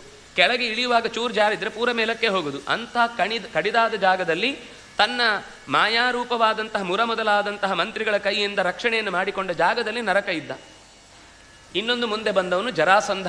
ಅವನು ಮಗಧದಿಂದ ಕೆಳಭಾಗದಲ್ಲಿರುವ ಭಾರತದ ದಂಡಕಾರಣ್ಯದ ಕೆಳಭಾಗ, ಶ್ರೀಲಂಕಾ, ಆಸ್ಟ್ರೇಲಿಯಾದ ಈಚಿನ ಭಾಗ, ಎಲ್ಲ ಆಫ್ರಿಕಾದ ಭಾಗಗಳನ್ನೆಲ್ಲ ತನ್ನ ವಶದಲ್ಲಿ ಇಟ್ಟುಕೊಂಡಿದ್ದ. ಹಾಗಾಗಿ ಕಾಲಯವನ ಸೌತ್ ಆಫ್ರಿಕಾದಿಂದ ಬಂದವನು ಜರಾಸಂಧನ ಬೆನ್ನಿಗೆ ನಿಂತು ಇಡೀ ಕೃಷ್ಣನ ವಿರುದ್ಧವಾಗಿ ನಿಂತು ತನ್ನ ದೊಡ್ಡ ಸೈನ್ಯವನ್ನು ಹಿಡ್ಕೊಂಡು ಹೋರಾಡಿದ್ದು. ಅಂದರೆ ಒಂದು ರೀತಿ ಕೃಷ್ಣನ ಬದುಕನ್ನು ನಾವು ಸರಿಯಾಗಿ ಅನಲೈಸ್ ಮಾಡಿದರೆ ಅವತ್ತಿಗೆ ಏನೇನು ನಡೀತಾ ಇದೆ ಅದು ಮತ್ತೆ ಇವತ್ತಿಗೆ ಹಾಗೆ ನಡೀತಾ ಇರುತ್ತೆ. ನಾವು ಗಮನಿಸಬೇಕಷ್ಟೆ. ಕೃಷ್ಣ ಹೀಗೆ ಒಂದು ಗೂಟವನ್ನು ಕಿತ್ತ. ಒಂದು ಸ್ಟ್ಯಾಂಡ್ ನಿಲ್ಲಬೇಕು ಅಂದರೆ 3 ಕಾಲು ಬೇಕು, ಮುಕ್ಕಳೆ ಅಂತ ಕರೀತಾರೆ ಅದನ್ನು. ಅದು ತ್ರಿಪಾತ್. ಅದು ತ್ರಿಪಾತ್ ಹೋಗಿ ಆಮೇಲೆ 3 ಪಾಯಿ ಆಯಿತು, 3 ಪಾಯಿ ಆಗಿ ಟೀ ಪಾಯಿ ಆಯಿತು. ಟೀ ಪಾಯಿ ಅಂದರೆ ಏನಂತ ಗೊತ್ತಿದ್ರೆ ಟೀ ಇಡುವ ಪಾಯಿ ಆಯಿತು. ವಸ್ತುತ ಅದು ತ್ರಿಪಾತ್ ಶಬ್ದ ಇನ್ನೊಂದಾಯಿತು. ಹೀಗೆ ಕೃಷ್ಣ ತನ್ನ ತಂದೆ ತಾಯಿಗಳನ್ನು ಕ್ಷೇಮವಾಗಿ ಇರುವುದಕ್ಕೆ ವ್ಯವಸ್ಥೆ ಮಾಡಿದ. ಆ ಸಣ್ಣ ಹುಡುಗ ಮಾಡಿದ ಮೊದಲ ಕೆಲಸ ಏನು ಅಂದರೆ, ತಂದೆ ತಾಯಿಗಳನ್ನು ಬಿಡಿಸಿ ಉಗ್ರಸೇನನ್ನು ಬಿಡಿಸಿ ಇಡೀ ದೇಶದ ಸುತ್ತ ಓಡಾಡಿ ಯಾರೆಲ್ಲ ಯದುಗಳು ಅಂದರೆ ಯಾದವರು, ಮಾಧವರು, ವಾರ್ಷ್ಣೇಯರು, ಕುಕರರು, ಅಂಧಕರು, ಸಾತ್ವತರು ಎಲ್ಲ ಚೆದುರಿ ಚೆಲ್ಲಾಪಿಲ್ಲಿಯಾಗಿ ತಮ್ಮ ಅಧಿಕಾರವನ್ನು ಕಳ್ಕೊಂಡು ಬಿಡಿ ಬಿಡಿಯಾಗಿ ಹಂಚಿ ಹೋಗಿದ್ರು ಅವರನ್ನೆಲ್ಲ ಒಟ್ಟಿಗೆ ತಂದು ಉಗ್ರಸೇನನ ಮುಂದೆ ನಿಲ್ಲಿಸಿದ. ಇವರೆಲ್ಲ ನಿನಗೆ ಸಹಾಯಕ್ಕಿದ್ದಾರೆ, ನೀನು ಆಡಳಿತವನ್ನು ನಡೆಸಬೇಕು, ಕೂಡು ಅಂತ ಹೇಳಿ ಅಭಿಷೇಕ ಮಾಡಿದ. 10-11ರ ಹುಡುಗನ ತಲೆಯಲ್ಲಿ ದೇಶದ ಕುರಿತಾಗಿ ಓಡಿದ ಆಲೋಚನೆ ಏನು ಅಂತ ಯೋಚಿಸ್ಬೇಕು ನಾವು. ಅಪ್ಪ ಅಮ್ಮನ ಯೋಚನೆ, ಗುರುಕುಲಕ್ಕೆ ಹೋಗಿಲ್ಲ ಇವನು, ಉಪನಯನ ಮಾಡಬೇಕು ಅಂತ ಹೇಳಿ ಉಪನಯನ ಮಾಡಿದರು. ಆಯ್ತಾಯ್ತು, ಉಪನಯನ ಮಾಡಿ. ಆಶ್ಚರ್ಯ ಅಂದರೆ ಅದಕ್ಕಿಂತ ಮುಂಚೆ ನಮಗೊಂದು ಮದುವೆ ಆಗೋಗಿದೆ. ಯಶೋದೆಯ ಮನೆಯಲ್ಲಿ ಇರಬೇಕಾದ್ರೆ ಒಬ್ಬಳು ಕುಂಭಕ ಅಂತಿದ್ದ, ಯಶೋದೆಯ ಅಣ್ಣ. ಅವನಿಗೊಬ್ಬಳು ಮಗಳಿದ್ಲು. ಆ ಮಗಳನ್ನು ಅವಳದೊಂದು ವರ, ದೇವರ ಹತ್ರ ಪ್ರಾರ್ಥನೆ, ಎಲ್ಲರೂ ಮದುವೆ ಆಗೋ ಮುಂಚೆ ನಾನು ಕೃಷ್ಣನನ್ನು ಮದುವೆ ಆಗಬೇಕು ಅಂತ. ಆಯಿತು ಅಂತ ಭಗವಂತ ಅಸ್ತು ಹೇಳಿದ್ದ. ಹಾಗಾಗಿ ಕೃಷ್ಣನಿಗೆ ಅದು ಮುಂಚೆನೇ ಮದುವೆ ಆಗಿ ಅವನು ಅಲ್ಲಿಂದ ವಾಪಸ್ ಮಥುರೆಗೆ ಬಂದಿದ್ದಾನೆ. ದುರವಸ್ಥೆ ಏನು ಅಂತಂದರೆ, ಆ ಹುಡುಗಿ ಬಹಳ ಕಾಲ ಬಾಳಲಿಲ್ಲ. ಕೃಷ್ಣನನ್ನು ಬಿಟ್ಟು ಹೋದ್ಮೇಲೆ ಪ್ರಾಣ ಕಳ್ಕೊಂಡ್ಳು. ಆದರೆ ಅವಳೇ ಮತ್ತೆ ನಗ್ನಜಿತ್ ಅನ್ನುವ ರಾಜನ ಮಗಳಾಗಿ ಅದನ್ನು ನೀಲ ಅಂತ ಹೇಳುದು. ಈ ಉತ್ತರ ಭಾರತದಲ್ಲಿ ಬರುವ ರಾಧೆ ಏನಿದೆಯೋ ಅದು ಈ ನೀಲಾಳನ್ನೇ ಹೇಳಿದ್ದು. ಅಂದರೆ ಯಶೋದೆಯ ಅಣ್ಣನ ಮಗಳನ್ನೇ ರಾಧೆ ಅಂತ ಹೇಳುದು. ಅವಳು ಬಹಳ ಕಾಲ ಬಾಳಲಿಲ್ಲ. ಆದರೆ ಅವಳೇ ಮತ್ತೊಮ್ಮೆ ನಗ್ನಜಿತ್ನ ಮಗನಾಗಿ, ನಾಗ್ನಜಿತಿ ಅಂತ ಅನ್ನಿಸಿಕೊಂಡು ನೀಲ ಅನ್ನುವ ಹೆಸರಿನಿಂದ ಮತ್ತೊಮ್ಮೆ ಕೃಷ್ಣನನ್ನು ಮದುವೆ ಆಗ್ತಾಳೆ. ಆ ಕಥೆ ಮುಂದೆ ಬರುತ್ತೆ. ಹೀಗೆ ಕೃಷ್ಣನಿಗೆ ಉಪನಯನ ಆಯಿತು. ಸಾಂದೀಪನಿ ಋಷಿಗಳ ಆಶ್ರಮಕ್ಕೆ ಕರೆದೊಯ್ಯುವುದಾಯಿತು. ತಂದೆ ತಾಯಿಗಳು ತಮ್ಮ ಕರ್ತವ್ಯ ಅಂತ ಮಾಡಿದ್ದಾರೆ. ಇವರು ಗುರುಕುಲಕ್ಕೆ ಹೋಗಿದ್ದಾರೆ. ಗುರುಗಳ ಹತ್ರ ಎಲ್ಲ ಪಾಠ ಕಲಿಯುವಾಗ ಅವರು ಹೀಗೆ ಹೇಳಿಕೊಡುವಷ್ಟರಲ್ಲಿ ಎಲ್ಲ ಕಲಿತು ಮುಗಿಸ್ಬಿಡ್ತಿದ್ರು. ಮುಂದಿದ್ದೇನು ಹೇಳಿ, ಹೊಸ್ತು ಹೇಳಿ ಅಂತ. ಕುದುರೆ ಹೀಗೆ ಓಡಿಸ್ಬೇಕು ಅಂತ ಅವನು ಅದಕ್ಕಿಂತಲೇ ಓಡಿಸಿ ಎಲ್ಲ ಅಭ್ಯಾಸ ಮಾಡಿದ್ದ. ಇವನು ಹೋಗಿ ಅದರದ್ದೆಲ್ಲ ರಥ ಓಡಿಸ್ತಾ ಇರಬೇಕಾದ್ರೆ ಹಾರಿ ಮತ್ತೆ ಅದರ ರಥಕ್ಕೆ ಏರುವುದು. ಕುದುರೆ ಓಡ್ತಾ ಇರಬೇಕಾದ್ರೆ ಕುದುರೆಯಿಂದ ಇಳಿದು ಏನು ತಗೊಳ್ಬೇಕು ಅದನ್ನು ವಾಪಸ್ ತಗೊಂಡು ಕುದುರೆ ಮೇಲೆ ಮತ್ತೆ ಹತ್ಕೊಂಡು ಕುದುರೆ ವೇಗ ತಗ್ಗಿಸ್ಲಿಕ್ಕೆ ಇಲ್ವೇ ಇಲ್ಲ. ಇದೆಲ್ಲ ಕೃಷ್ಣನಿಗೆ ಶಿಕ್ಷಣವನ್ನು ಕೊಡಬೇಕಾದ ಸಂದರ್ಭದಲ್ಲಿ ಅವನ ಕತ್ತಿ ವರಸೆ ಇರ್ಬೋದು, ಗುರಾಣಿ ಹಿಡ್ಕೊಂಡದ್ದಿರ್ಬೋದು, ಕುದುರೆಗಳನ್ನು ಓಡಿಸೋದಿರ್ಬೋದು, ವೇದಗಳ ಅಧ್ಯಯನ ಇರ್ಬೋದು, 14 ವಿದ್ಯೆಗಳ ಅಧ್ಯಯನ ಇರ್ಬೋದು, ಕಸೂತಿಗಳಿರ್ಬೋದು, ಏನೇನು ಕಲೀಲಿಕ್ಕಿತ್ತೋ ಒಂದು ಗುರುಕುಲದಲ್ಲಿ ಎಲ್ಲವನ್ನೂ ಕೃಷ್ಣ ಕಲಿತು ಮುಗಿಸಿದ 64 ದಿನಗಳಲ್ಲಿ. ಗುರುಗಳ ಹತ್ರ ಹೇಳಿದ. ಗುರುಗಳೇ ಹೇಳಿದರು, ಆಯ್ತಪ್ಪ ನೀನೆಲ್ಲ ಕಲ್ತಾಯ್ತು, ಹೊರಡು ಅಂದ. ಅಲ್ಲ ಗುರುದಕ್ಷಿಣೆ, ನೀನು ಕೃಷ್ಣನಿಗೆ ಗುರು ಅಂತ ಒಂದೇ ಟೈಟಲ್ ಕೊಟ್ಟಿಯಲ್ವಾ, ಇದಕ್ಕಿಂತ ದೊಡ್ಡ ಗುರುದಕ್ಷಿಣೆ ಏನೂ ಇಲ್ಲ, ಸಾಕು ಅನ್ನ. ಇಲ್ಲ ಆದರೂ ನೀವು ಹೇಳಿ, ಅಮ್ಮನನ್ನು ಹೋಗಿ ಕೇಳು ಅಂತ. ಅಮ್ಮನನ್ನು ಕೇಳು ಅಂದರೆ, ಅಮ್ಮ ಅಂತಂದರೆ ಹಾಗೆ ಗುರುಕುಲದಲ್ಲಿ ಒಂದು ವ್ಯವಸ್ಥೆ ಇದ್ದದ್ದು. 12 ವರ್ಷ ತಂದೆ ತಾಯಿಗಳ ಸ್ಥಾನವನ್ನು ಗುರುಗಳ ಹೆಂಡತಿಯೇ ತುಂಬಿರ್ತಿದ್ರು. ಹೋಗಿ ಕೇಳಿದ. ನಂದನ 2 ಬಾರಿ ಅವ್ಯವಸ್ಥೆಯನ್ನು ಕೇಳಿ ಬಲ್ಲಳು ತಾಯಿ. ನಂದ ಒಂದು ಸರ್ತಿ ಅಜಗರನ ಕೈಗೆ ಸಿಕ್ಕಿ ಮತ್ತೆ ಕೃಷ್ಣನಿಂದ ಬಿಡುಗಡೆ ಆಗಿತ್ತು. ಒಂದು ಬಾರಿ ಸಮುದ್ರದಲ್ಲಿ ನದಿಯಲ್ಲಿ ವರುಣಪಾಶಕ್ಕೆ ಸಿಲುಕಿ ಯಮನಿಂದ ಮತ್ತೆ ಬಿಡಿಸಿಕೊಂಡು ಬಂದ ಸಂಗತಿ ಗೊತ್ತಿತ್ತು. ನೀನು ಎಲ್ಲೆಲ್ಲೋ ಇದ್ದವರನ್ನೆಲ್ಲ ಮರಳಿ ತಂದು ಕೊಡ್ತೀಯಂತೆ. ನನ್ನ ಮಗುವನ್ನು ನಾನು ಬಹಳ ಚಿಕ್ಕಂದಿನಲ್ಲೇ ಕಳ್ಕೊಂಡು ಬಿಟ್ಟಿದ್ದೇನೆ. ಪುತ್ರ ಶೋಕಂ ನಿರಂತರಂ. ಮಗುವನ್ನು ಕಳ್ಕೊಂಡ ಪ್ರತಿ ಮಗುವನ್ನು ನೋಡಿದಾಗಲೂ ನನ್ನ ಮಗು ಬೆಳೆದಿದ್ದರೆ ಈ ಮಗು ಇವತ್ತು ಇಷ್ಟು ದೊಡ್ಡದಾಗಿ ಇಂಥ ಕೆಲಸವನ್ನು ಮಾಡುತ್ತಿತ್ತು, ನನಗೆ ಇಂಥ ಸಹಾಯವನ್ನು ಮಾಡುತ್ತಿತ್ತು ಅಂತ ಅಂದುಕೊಂಡು ದುಃಖದಿಂದ ತಳಮಳಗೊಂಡು ತಲ್ಲಣಗೊಂಡಿದ್ದೇನೆ. ನನ್ನ ಮಗುವನ್ನು ನನಗೆ ವಾಪಸ್ ತಂದು ಕೊಡ್ತೀಯಾ? ಕೃಷ್ಣ ಹೇಳಿದ, ನೀವು ಕೇಳಬಾರ್ದಮ್ಮ, ಹೇಳಬೇಕು. ತಂದು ಕೊಡ್ತೇನೆ ಅಂತ ನಮಸ್ಕಾರ ಮಾಡಿ ಹೊರಟ ಸೀದಾ ಸಮುದ್ರಕ್ಕೆ ನುಗ್ಗಿದ್ದಾನೆ. 5 ಜನ ಸಮುದ್ರದಲ್ಲಿ ಮುಳುಗಿದ್ದು ಅಂತ ಗೊತ್ತಾಯಿತು. 5 ಜನ ಅನ್ನುವ ರಾಕ್ಷಸನಿಂದಾಗಿ ಹತ ಆಗಿದ್ದು ಅಂತ ಗೊತ್ತಾಯಿತು. ಅವನನ್ನು ಕೊಂದರೆ ಅವನು ಮಗು ಸಿಗಲಿಲ್ಲ. ಆದರೆ ಅವನ ಶರೀರ ಶಂಖದ ರೂಪದಲ್ಲಿ ಇದ್ದದ್ರಿಂದಾಗಿ ಅದನ್ನು ತೆಗೆದುಕೊಂಡ ಪಾಂಚಜನ್ಯ ಅಂತ ಅದಕ್ಕೆ ಕರೆಯಿತು. ಅದಾದ ಮೇಲೆ ಸೀದಾ ಯಮನಲ್ಲಿಗೆ ಹೋಗಿ ಆ ಮಗುವನ್ನು ಮರಳಿ ತಂದು ತಂದೆ ತಾಯಿಗಳಿಗೆ ಒಪ್ಪಿಸಿ, ಅವನು ಈಗ ಬೆಳೆದು ದೊಡ್ಡವನಾಗಿದ್ದರೆ ಎಷ್ಟು ದೇಹದಲ್ಲಿ ಪೌಷ್ಟಿಕತೆ ಇರ್ತಿತ್ತೋ ಆ ಮಗುವಿನ ಸ್ವರೂಪದಲ್ಲಿ ತಂದೆ ತಾಯಿಗಳಿಗೆ ಒಪ್ಪಿಸಿದ್ದಾನೆ. ಕೃಷ್ಣ ಹೀಗೆ ಗುರುದಕ್ಷಿಣೆ ಕೊಟ್ಟು ಮರಳಿ ಬರುವ ದಾರಿಯಲ್ಲಿ ಭಯಂಕರವಾದ ಸದ್ದು. ಬಲರಾಮನ ಹತ್ರ ಹೇಳ್ದ, ತಡಿ, ನಾವು ಗಡಿಬಿಡಿಯ ಹೆಜ್ಜೆಯನ್ನು ಇಡುವುದು ಬೇಡ. ಹಕ್ಕಿಗಳೆಲ್ಲ ಎಲ್ಲೋ ಓಡ್ತಾ ಇವೆ, ಪ್ರಾಣಿಗಳೆಲ್ಲ ವಿಕಾರವಾಗಿ ಕೂಗ್ತಾ ಇದೆ, ಏನೋ ಹೆಚ್ಚು ಕಮ್ಮಿ ಆಗಿದೆ ಅಂತ ಇನ್ನೆಂದು ಹೆಜ್ಜು ಗಮನ ಇಟ್ಟುಕೊಂಡು ಜಾಗ್ರತೆಯಿಂದ ಮರೆಯಿಂದ ಬೆಟ್ಟದ ಬದಿಯನ್ನು ಸಾಗಿ ನೋಡಿದರೆ ದೊಡ್ಡ ಸೈನ್ಯ ಜಮಾವಣೆ ಆಗಿದೆ. ಮಥುರೆಯ ಸುತ್ತ ಎಲ್ಲ ದಿಕ್ಕಿನಿಂದಲೂ ಆವರಿಸಿಕೊಂಡಿದ್ದಾರೆ. ಕೃಷ್ಣ ಒಳಕ್ಕೆ ಬಂದ ತಕ್ಷಣ ಅವನು ಒಳಕ್ಕೆ ಹೋಗೋ ತನಕ ಕಾದು ಹಿಡಿದು ಬಿಡಬೇಕು ಅಂತ, ಹಾಗೆ ಕೃಷ್ಣನನ್ನು ಹಿಡಿಬೇಕು ಅಂತ ಪ್ರಯತ್ನ ಮಾಡಿದರು. ಹಾಗೆ ಪ್ರಯತ್ನ ಮಾಡಿದಾಗ ಕೃಷ್ಣ ಸಿಕ್ಕಿದ್ನ ಅಥವಾ ಕೃಷ್ಣನಿಗೆ ಏನಾದರೂ ತೊಂದರೆ ಆಯಿತಾ ಅನ್ನೋದನ್ನು ನಾವು ಮಧ್ಯಾಹ್ನ ಸೇರಿದಾಗ ನೋಡೋಣ ಅಂತ ಹೇಳ್ತಾ, ಕಾಯೇನ ವಾಚ ಮನಸ ಇಂದ್ರಿಯೈರ್ವ ಬುದ್ಧ್ಯ ಆತ್ಮನಾವ ಅನುಸೃತ ಸ್ವಭಾವ ಕರೋಮಿ ಯದ್ಯತ್ ಸಕಲಂ ಪರಸ್ಮೈ ನಾರಾಯಣಾಯೇತಿ ಸಮರ್ಪಯಾಮಿ. ಶ್ರೀಕೃಷ್ಣಾರ್ಪಣಮಸ್ತು.